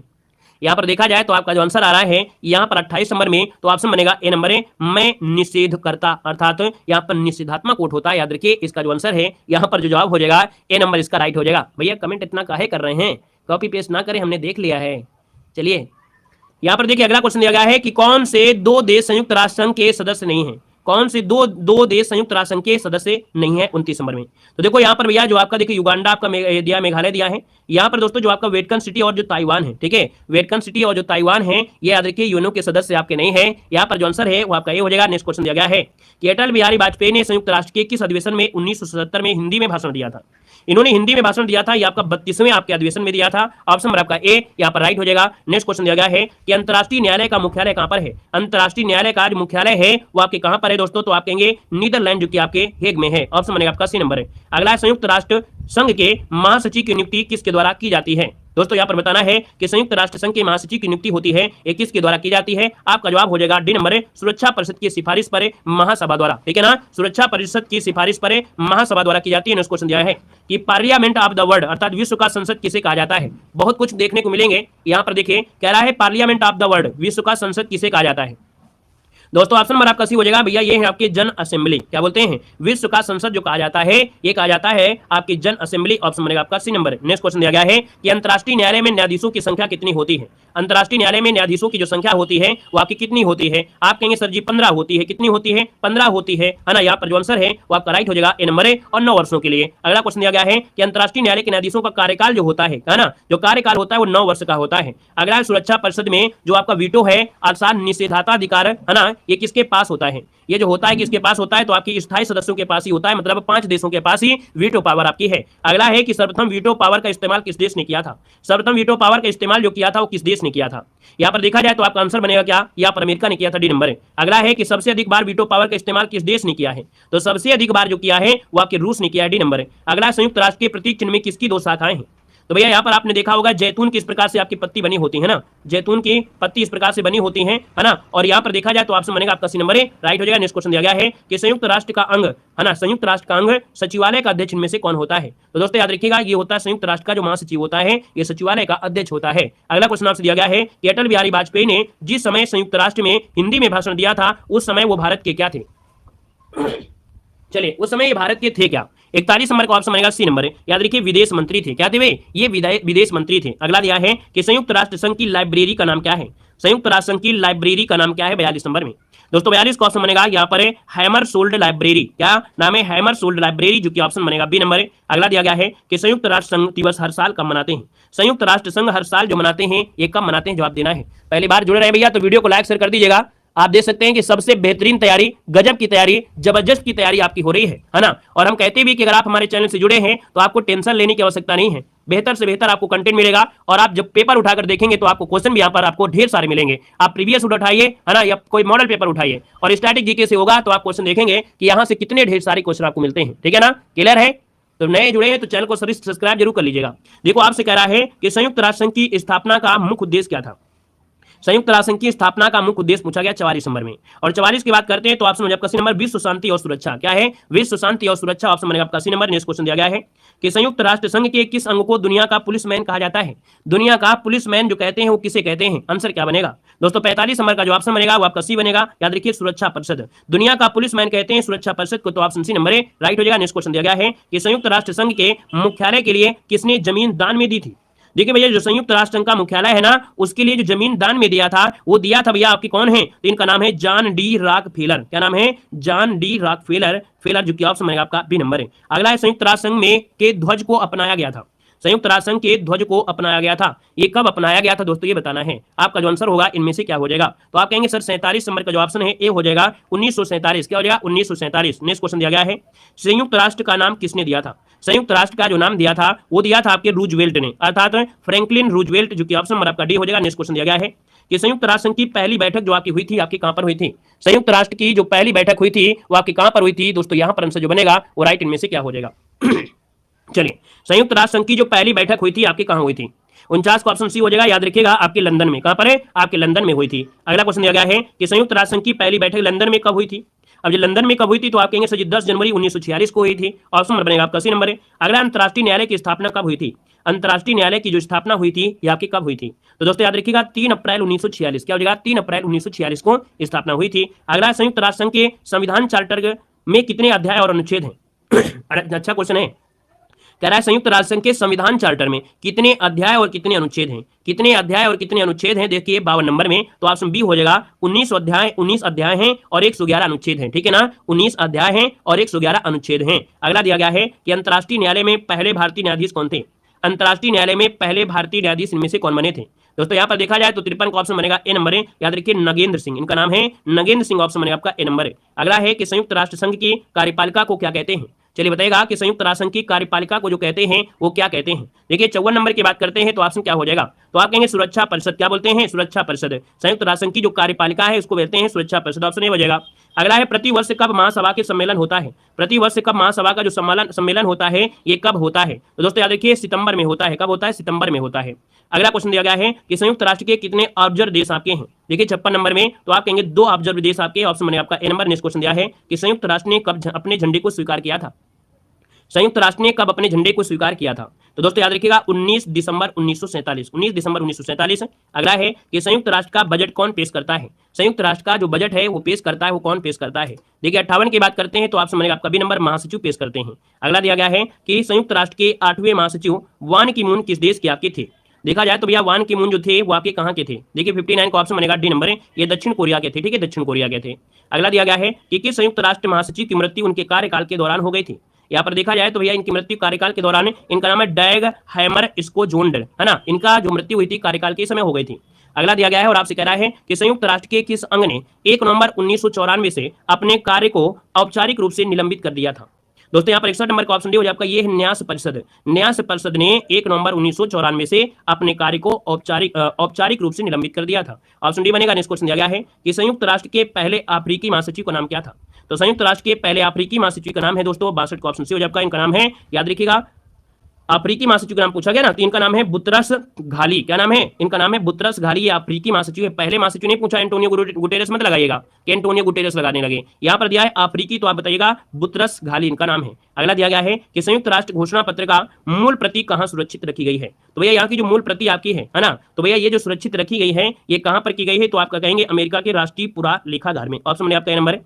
अगला है संयुक्त राष्ट्र के चार्टर में कुल कितने शब्द, अध्याय व आपकी धाराएं हैं?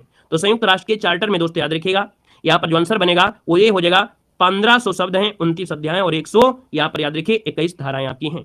आगे बढ़िए, क्वेश्चन आपसे दिया गया है, यहाँ पर दिया गया अगला क्वेश्चन कह रहा है संयुक्त राष्ट्र महासभा को संसार की नगर सभा किसने कहा था?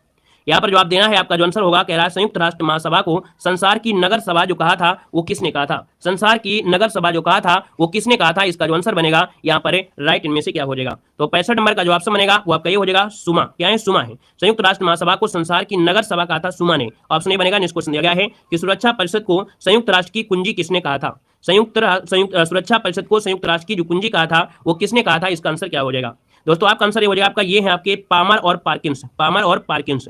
अगला है कि संयुक्त राष्ट्र की किस धारा में वीटो पावर के बारे में बताया गया है? वीटो पावर के बारे में बताया गया है दोस्तों, ये धारा जो आपकी है वो है आपकी धारा 27। धारा 27 में वीटो पावर के बारे में बताया गया है कि वीटो पावर जो आपके हैं वो 5 देशों के पास है ना, और जो सबसे पहले प्रयोग किया था अमेरिका ने और सबसे ज्यादा आपके रूस ने प्रयोग किया है, ठीक है ना। यहाँ पर देख दिया गया है कि संयुक्त राष्ट्र संघ की प्रथम महिला सदस्य कौन थी? चलिए संयुक्त राष्ट्र संघ की प्रथम महिला सदस्य जो थी यहाँ पर इनमें से क्या हो जाएगा? चलिए बता सकते हैं, आईएमपी पॉइंट आपका है। आप कहेंगे जी सर ये विजय लक्ष्मी पंडित थी। कौन है? विजय लक्ष्मी पंडित, बिल्कुल सही हो जाएगा। अब आते हैं अगले पुरस्कार में, अगले क्वेश्चन में, जो कि नेक्स्ट टॉपिक आ गया है भारत का सर्वोच्च नागरिक सम्मान। भारत का सर्वोच्च नागरिक सम्मान इनमें से कौन सा होता है? चलिए जवाब दीजिएगा कि भारत का सर्वोच्च नागरिक सम्मान इनमें से कौन सा है। यहाँ पर देखा जाए तो आपका आंसर क्या हो जाएगा? तो ये है आपका भारत रत्न। क्या है? भारत रत्न, ऑप्शन नंबर आपका हो जाएगा बी नंबर। अगला दिया गया है भारत रत्न पुरस्कार का स्थापना कब की गई थी? चलिए बताना है कि भारत रत्न पुरस्कार की जो स्थापना की गई वो आपकी कब किया गया था। यहाँ पर आंसर क्या हो जाएगा? तो आपका आंसर हो जाएगा आपका 2 जनवरी 1954। 2 जनवरी 1954 जो ऑप्शन है यहाँ पर सही राइट हो जाएगा। नेक्स्ट क्वेश्चन दिया गया है कि भारत रत्न किसके द्वारा दिया जाता है? चलिए बताइएगा कि भारत रत्न किसके द्वारा दिया जाता है, इसका आंसर क्या हो जाएगा? किसके द्वारा दिया जाता है? तो आप कहेंगे राष्ट्रपति के द्वारा दिया जाता है। किसके द्वारा दिया जाता है? राष्ट्रपति के द्वारा दिया जाता है। अभी देखो 26 जनवरी के संध्या को आपको दिए भी गए थे। यहाँ पर दोस्तों अगला क्वेश्चन आपसे कह रहा है कि एक बार में अधिकतम कितने व्यक्तियों को भारत रत्न दिया जा सकता है? एक बार में अधिकतम कितने व्यक्तियों को भारत रत्न दिया जा सकता है? तो याद रखिएगा 3, ऑप्शन बनेगा आपका सी नंबर है। अगला है प्रथम बार भारत रत्न जो दिया गया था ये कब दिया गया था? दोस्तों याद रखिए इसका आंसर आपका डी हो जाएगा 1954 में दिया गया था, है ना। अब यहाँ पर 1954 में किसको दिया गया था, नीचे वाले क्वेश्चन में है। कह रहा है सर्वप्रथम भारत रत्न किन व्यक्तियों को नहीं दिया गया था, है ना। किस व्यक्ति को नहीं दिया गया था, तो 3 लोगों को दिया गया था, लेकिन एक ऐसा व्यक्ति इसमें है जो नहीं दिया गया। देखिए भैया सर्वपल्ली राधाकृष्ण को दिया गया, सी राजगोपालाचारी को दिया गया, सी वी रमन को दिया गया, लेकिन जवाहरलाल नेहरू को नहीं दिया गया था, है ना। तो यहाँ पर आंसर डी हो जाएगा। अगला भारत रत्न से सम्मानित प्रथम महिला कौन थी, भारत रत्न से सम्मानित प्रथम महिला इनमें से कौन थी। 7 का ऑप्शन सी हो जाएगा आपका श्रीमती इंदिरा गांधी, ऑप्शन सी बनेगा। अगला है कितने विदेशी नागरिकों को भारत रत्न दिया गया है, चलिए कितने विदेशी नागरिकों को भारत रत्न दिया गया है। यहां पर जो आंसर हो जाएगा वो राइट इनमें से क्या हो सकता है, इसका आंसर क्या हो जाएगा। आप कहेंगे सर यहां पर देखा जाए तो आपका आंसर बनेगा यहां पर सी। याद रखिए खान अब्दुल गफ्फार खान और नेल्सन मंडेला दोनों को दिया गया है। आपका जो आंसर हो जाएगा वो सी हो जाएगा। नेक्स्ट क्वेश्चन दिया गया है कि इंदिरा गांधी को भारत रत्न कब दिया गया था। इंदिरा गांधी को भारत रत्न जो दिया गया था ये कब दिया गया था। 9 का ऑप्शन क्या हो जाएगा, तो भैया याद रखिए 1971 में दिया गया था। कब दिया गया था, 1971 में दिया गया था। क्लियर है, 1971 आपका आंसर है, राइट हो जाएगा। और आगे बढ़िए क्वेश्चन आपसे अगला पूछा गया है, कह रहा है कि एम विश्वेश्वरैया को भारत रत्न कब दिया गया था। एम विश्वेश्वरैया को जो दिया गया था ये भारत रत्न कब दिया गया था। यहाँ पर देखा जाए तो आपका आंसर हो जाएगा 1955। क्या हो जाएगा, 1955 आपका आंसर है, यहाँ पर राइट हो जाएगा। आगे बढ़िए क्वेश्चन आपसे अगला पूछा गया है, यहाँ पर आपसे अगला क्वेश्चन कह रहा है कि जवाहरलाल नेहरू को भारत रत्न कब दिया गया था। जवाहरलाल नेहरू को ये भी 1955 में दिया गया था। डॉक्टर राजेंद्र प्रसाद को कब दिया गया था, डॉक्टर राजेंद्र प्रसाद को कब दिया गया था, तो याद रखिएगा 1962 में। कब दिया गया था, 1962 में डॉक्टर राजेंद्र प्रसाद को दिया गया था, ठीक है ना। अच्छा 1955 में देखिए पंडित जवाहरलाल नेहरू, भगवान दास और एम विश्वेश्वरैया। अगला क्वेश्चन आपसे कह रहा है कि लाल बहादुर शास्त्री को भारत रत्न कब दिया गया था। लाल बहादुर शास्त्री को 1966 में दिया गया था। 66 कहां पर है, ऑप्शन सी बनेगा। अगला है मदर टेरेसा को भारत रत्न कब दिया गया था। मदर टेरेसा को भारत रत्न जो दिया गया वो 1980 में दिया गया था। ऑप्शन नंबर आपका बी हो जाएगा, 1980 हो जाएगा, ठीक है ना। अगला क्वेश्चन दिया है कि डॉक्टर भीमराव अम्बेडकर को जो दिया गया है ना भारत रत्न, ये कब दिया गया था। तो डॉक्टर भीमराव अम्बेडकर को मरणोपरांत दिया गया था, है ना। तो भैया यहाँ पर देखा जाए 1990 में, 1990 जो ऑप्शन है यहाँ पर आपका बी नंबर है, राइट हो जाएगा दोस्तों, याद रखिएगा, ठीक है ना। और यहाँ पर नेल्सन मंडेला को भी दिया गया था, ठीक है ना। याद रखिए जो नेल्सन मंडेला है और भीमराव अम्बेडकर को भी 1990 में ही दिया गया था, ठीक है ना। अगला क्वेश्चन दिया गया है, कह रहा है कि राजीव गांधी को भारत रत्न कब दिया गया। तो राजीव गांधी भैया आपकी 1991 में दिया गया था, है ना। इनको भी मरणोपरांत दिया गया था। तो यहाँ पर आंसर क्या हो जाएगा, यहाँ पर सी हो जाएगा 1991 में मरणोपरांत इनको दिया गया था। और इसी के साथ 1991 में ही सरदार वल्लभ भाई पटेल को भी मरणोपरांत दिया गया था। और साथ में आपकी मोरारजी देसाई को दिया गया था। अबुल कलाम आजाद को भारत रत्न कब दिया गया था। अबुल कलाम आजाद को दिया गया था, कब दिया गया था, बहुत बार पूछा गया है। यहाँ पर देखिए 1997 में जो ऑप्शन दिया गया है नहीं दिया गया है। चलिए यहाँ पर बताइएगा, चलिए गला भी खराब हो रहा है। देखिए 18 की बात करते हैं तो आपको 1994, याद रखिए 1994 यहाँ पर जो आंसर है वो आपका जवाब इनमें से राइट हो जाएगा 1994 में, ठीक है ना। क्लियर है, चलिए हमने कब बताया भैया, अगले क्वेश्चन में बताए हो कि जवाहरलाल नेहरू को नहीं दिया है। कहाँ बताए हैं, कौन सा क्वेश्चन है, कौन सा क्वेश्चन नहीं बताया, क्वेश्चन नंबर तो डाल दो कि किसमें बताए हैं। चलिए यहाँ पर देखो दिया है अबुल कलाम आजाद 1994 हो जाएगा। नेक्स्ट क्वेश्चन दिया गया है सत्यजीत रे को भारत रत्न कब दिया गया। चलिए बताइए आपका आंसर क्या हो जाएगा कि सत्यजीत रे को भारत रत्न जो दिया गया वो कब दिया गया, 18 नंबर में। तो 18 का ऑप्शन सी हो जाएगा, याद रखिएगा 1992 में। कब दिया गया था, 1992, इसका जो आंसर है यहाँ पर राइट 1992 में, ठीक है। और 1992 में यहाँ पर अगला क्वेश्चन दिया गया है, कह रहा है भारत रत्न से सम्मानित होने वाले अंतिम गैर भारतीय विदेशी नागरिक कौन थे। याद रखिए इनका नाम है नेल्सन मंडेला, है ना। ये अंतिम गैर भारतीय विदेशी नागरिक थे, नेल्सन मंडेला, ऑप्शन सी बनेगा। नेक्स्ट क्वेश्चन दिया गया है कि भारत रत्न से नवाजे गए पहले विदेशी नागरिक कौन थे। पहले विदेशी नागरिक इनमें से क्या थे। अरे यार मतलब क्या था, हमने कहा था कि क्वेश्चन में हमने कहा था कि सबसे पहले 1954 में जो दिया गया था वो 3 लोगों को दिया गया था। उन 3 लोगों में जवाहरलाल नेहरू नहीं थे, हमारा कहने का मतलब ये था उसमें, ठीक है। चलिए यहाँ पर देखिए आपसे कह रहा है भारत रत्न नवाजे गए पहले विदेशी नागरिक कौन थे 20 नंबर में। तो ये है आपके खान अब्दुल गफ्फार का, ऑप्शन बने आपका ए नंबर। अगला दिया गया था कि भारत रत्न प्राप्त प्रमाण पत्र पर कौन हस्ताक्षर करता है। भारत रत्न प्रमाण पत्र पर जो हस्ताक्षर करता है वो करता है राष्ट्रपति करते हैं, ऑप्शन बी हो जाएगा। अगला आपसे दिया गया है कि डॉक्टर एपीजे अब्दुल कलाम को भारत रत्न कब दिया गया था। डॉक्टर एपीजे अब्दुल कलाम को जो भारत रत्न दिया गया था ये कब दिया गया था, यहाँ पर जवाब देना है। यहाँ पर आंसर क्या हो जाएगा, तो दोस्तों वो थे अबुल कलाम आजाद और ये हैं अब्दुल कलाम आजाद, ठीक है ना। तो याद रखिए 22 का आंसर हो जाएगा डी हो जाएगा 1997 में। कब, 1997 में दिया गया था दोस्तों, याद रखिएगा, ठीक है ना। और ये आपका अगला क्वेश्चन है कि भारत रत्न से सम्मानित होने वाली पहली गायिका कौन थी। चलिए बताइएगा इसका आंसर क्या हो जाएगा। देखिए 23 नंबर आपसे कह रहा है कि भारत रत्न से सम्मानित होने वाली पहली महिला इनमें से कौन थी 23 नंबर में। इनका नाम है एम.एस. सुब्बालक्ष्मी, जो कि ऑप्शन नंबर आपका हो जाएगा यहाँ पर नंबर। नेक्स्ट क्वेश्चन दिया गया है कि अमर्त्य सेन को भारत रत्न कब दिया गया था। अमर्त्य सेन को भारत रत्न जो दिया गया था ये कब दिया गया था, ये भी क्वेश्चन बहुत बार पूछा गया है। यहाँ पर देखिए इनका नाम क्या है, अमर्त्य सेन। 1999 में क्या हो जाएगा, 1999 में राइट हो जाएगा। और 1999 में देखिए पंडित रविशंकर को दिया गया था, गोपीनाथ को भी दिया गया था और आपके अमर्त्य सेन को दिया गया था। तो ये भी याद रखिएगा, पंडित रविशंकर, गोपीनाथ है ना, और आपके अमर्त्य सेन को दिया गया था। तो कभी कभी क्वेश्चन पूछा जाता है, तो इसको याद रख लेना है। अगला रविशंकर दिया गया है, देखो अगला क्वेश्चन दिया भी गया है ना। यहाँ पर कहेंगे सर जी 1999 हो जाएगा। लता मंगेशकर को भारत रत्न कब दिया गया था, लता मंगेशकर जी को जो दिया गया वो कब दिया गया था, 2001 में दिया गया था। 2001 में दोस्तों बिस्मिल्ला खां को दिया गया था और लता मंगेशकर को दिया गया था। ठीक है, बिस्मिल्ला खां को दिया गया था और यहाँ पर आपके किसको, तो आपके उस्ताद बिस्मिल्ला खां को दिया गया था। ठीक है ना। चलिए यहाँ पर देखिए अगला क्वेश्चन है बिस्मिल्ला खां, तो आप कहेंगे बिस्मिल्ला खां भी आपने बता ही दिया है, तो यहाँ पर देखिए आपका 2001 हो जाएगा। अगला दिया गया है सचिन तेंदुलकर को भारत रत्न कब दिया गया था, सचिन तेंदुलकर को भारत रत्न दिया गया था आपके 2014 में, जो कि ऑप्शन नंबर आपका बी राइट हो जाएगा। 2014 में दिया गया था। और दिया गया था किसको, तो आपके डॉक्टर CN राव को भी दिया गया था। यहाँ पर दिया है कि कौन भारत के एकमात्र ऐसे खिलाड़ी हैं जिन्हें भारत रत्न से सम्मानित किया गया है। दोस्तों याद रखिए इनका नाम है सचिन तेंदुलकर। ऑप्शन नंबर आपका सी राइट हो जाएगा, याद रखिएगा। यहाँ पर दिया है कि किस व्यक्ति को भारत के राष्ट्रपति बनने से पहले भारत रत्न पुरस्कार मिला था। तो दोस्तों राष्ट्रपति बनने से पहले भारत रत्न पुरस्कार 30 नंबर का ऑप्शन बनेगा बी, डॉक्टर जाकिर हुसैन। क्या हो जाएगा, डॉक्टर जाकिर। तो इस प्रकार से देख सकते हैं कि ये क्लास आपकी कंप्लीट होती है, जिसमें आप देख पाएंगे कि कितने महत्वपूर्ण आपके पॉइंट थे, कितने टॉपिक थे जो आपके बाकी थे, वो हमने यहाँ पे कवर करा दिया है। और अब आप लोग जाइए और अच्छे से पेपर दीजिएगा। ऑल द बेस्ट सभी को। जय हिंद, वंदे मातरम।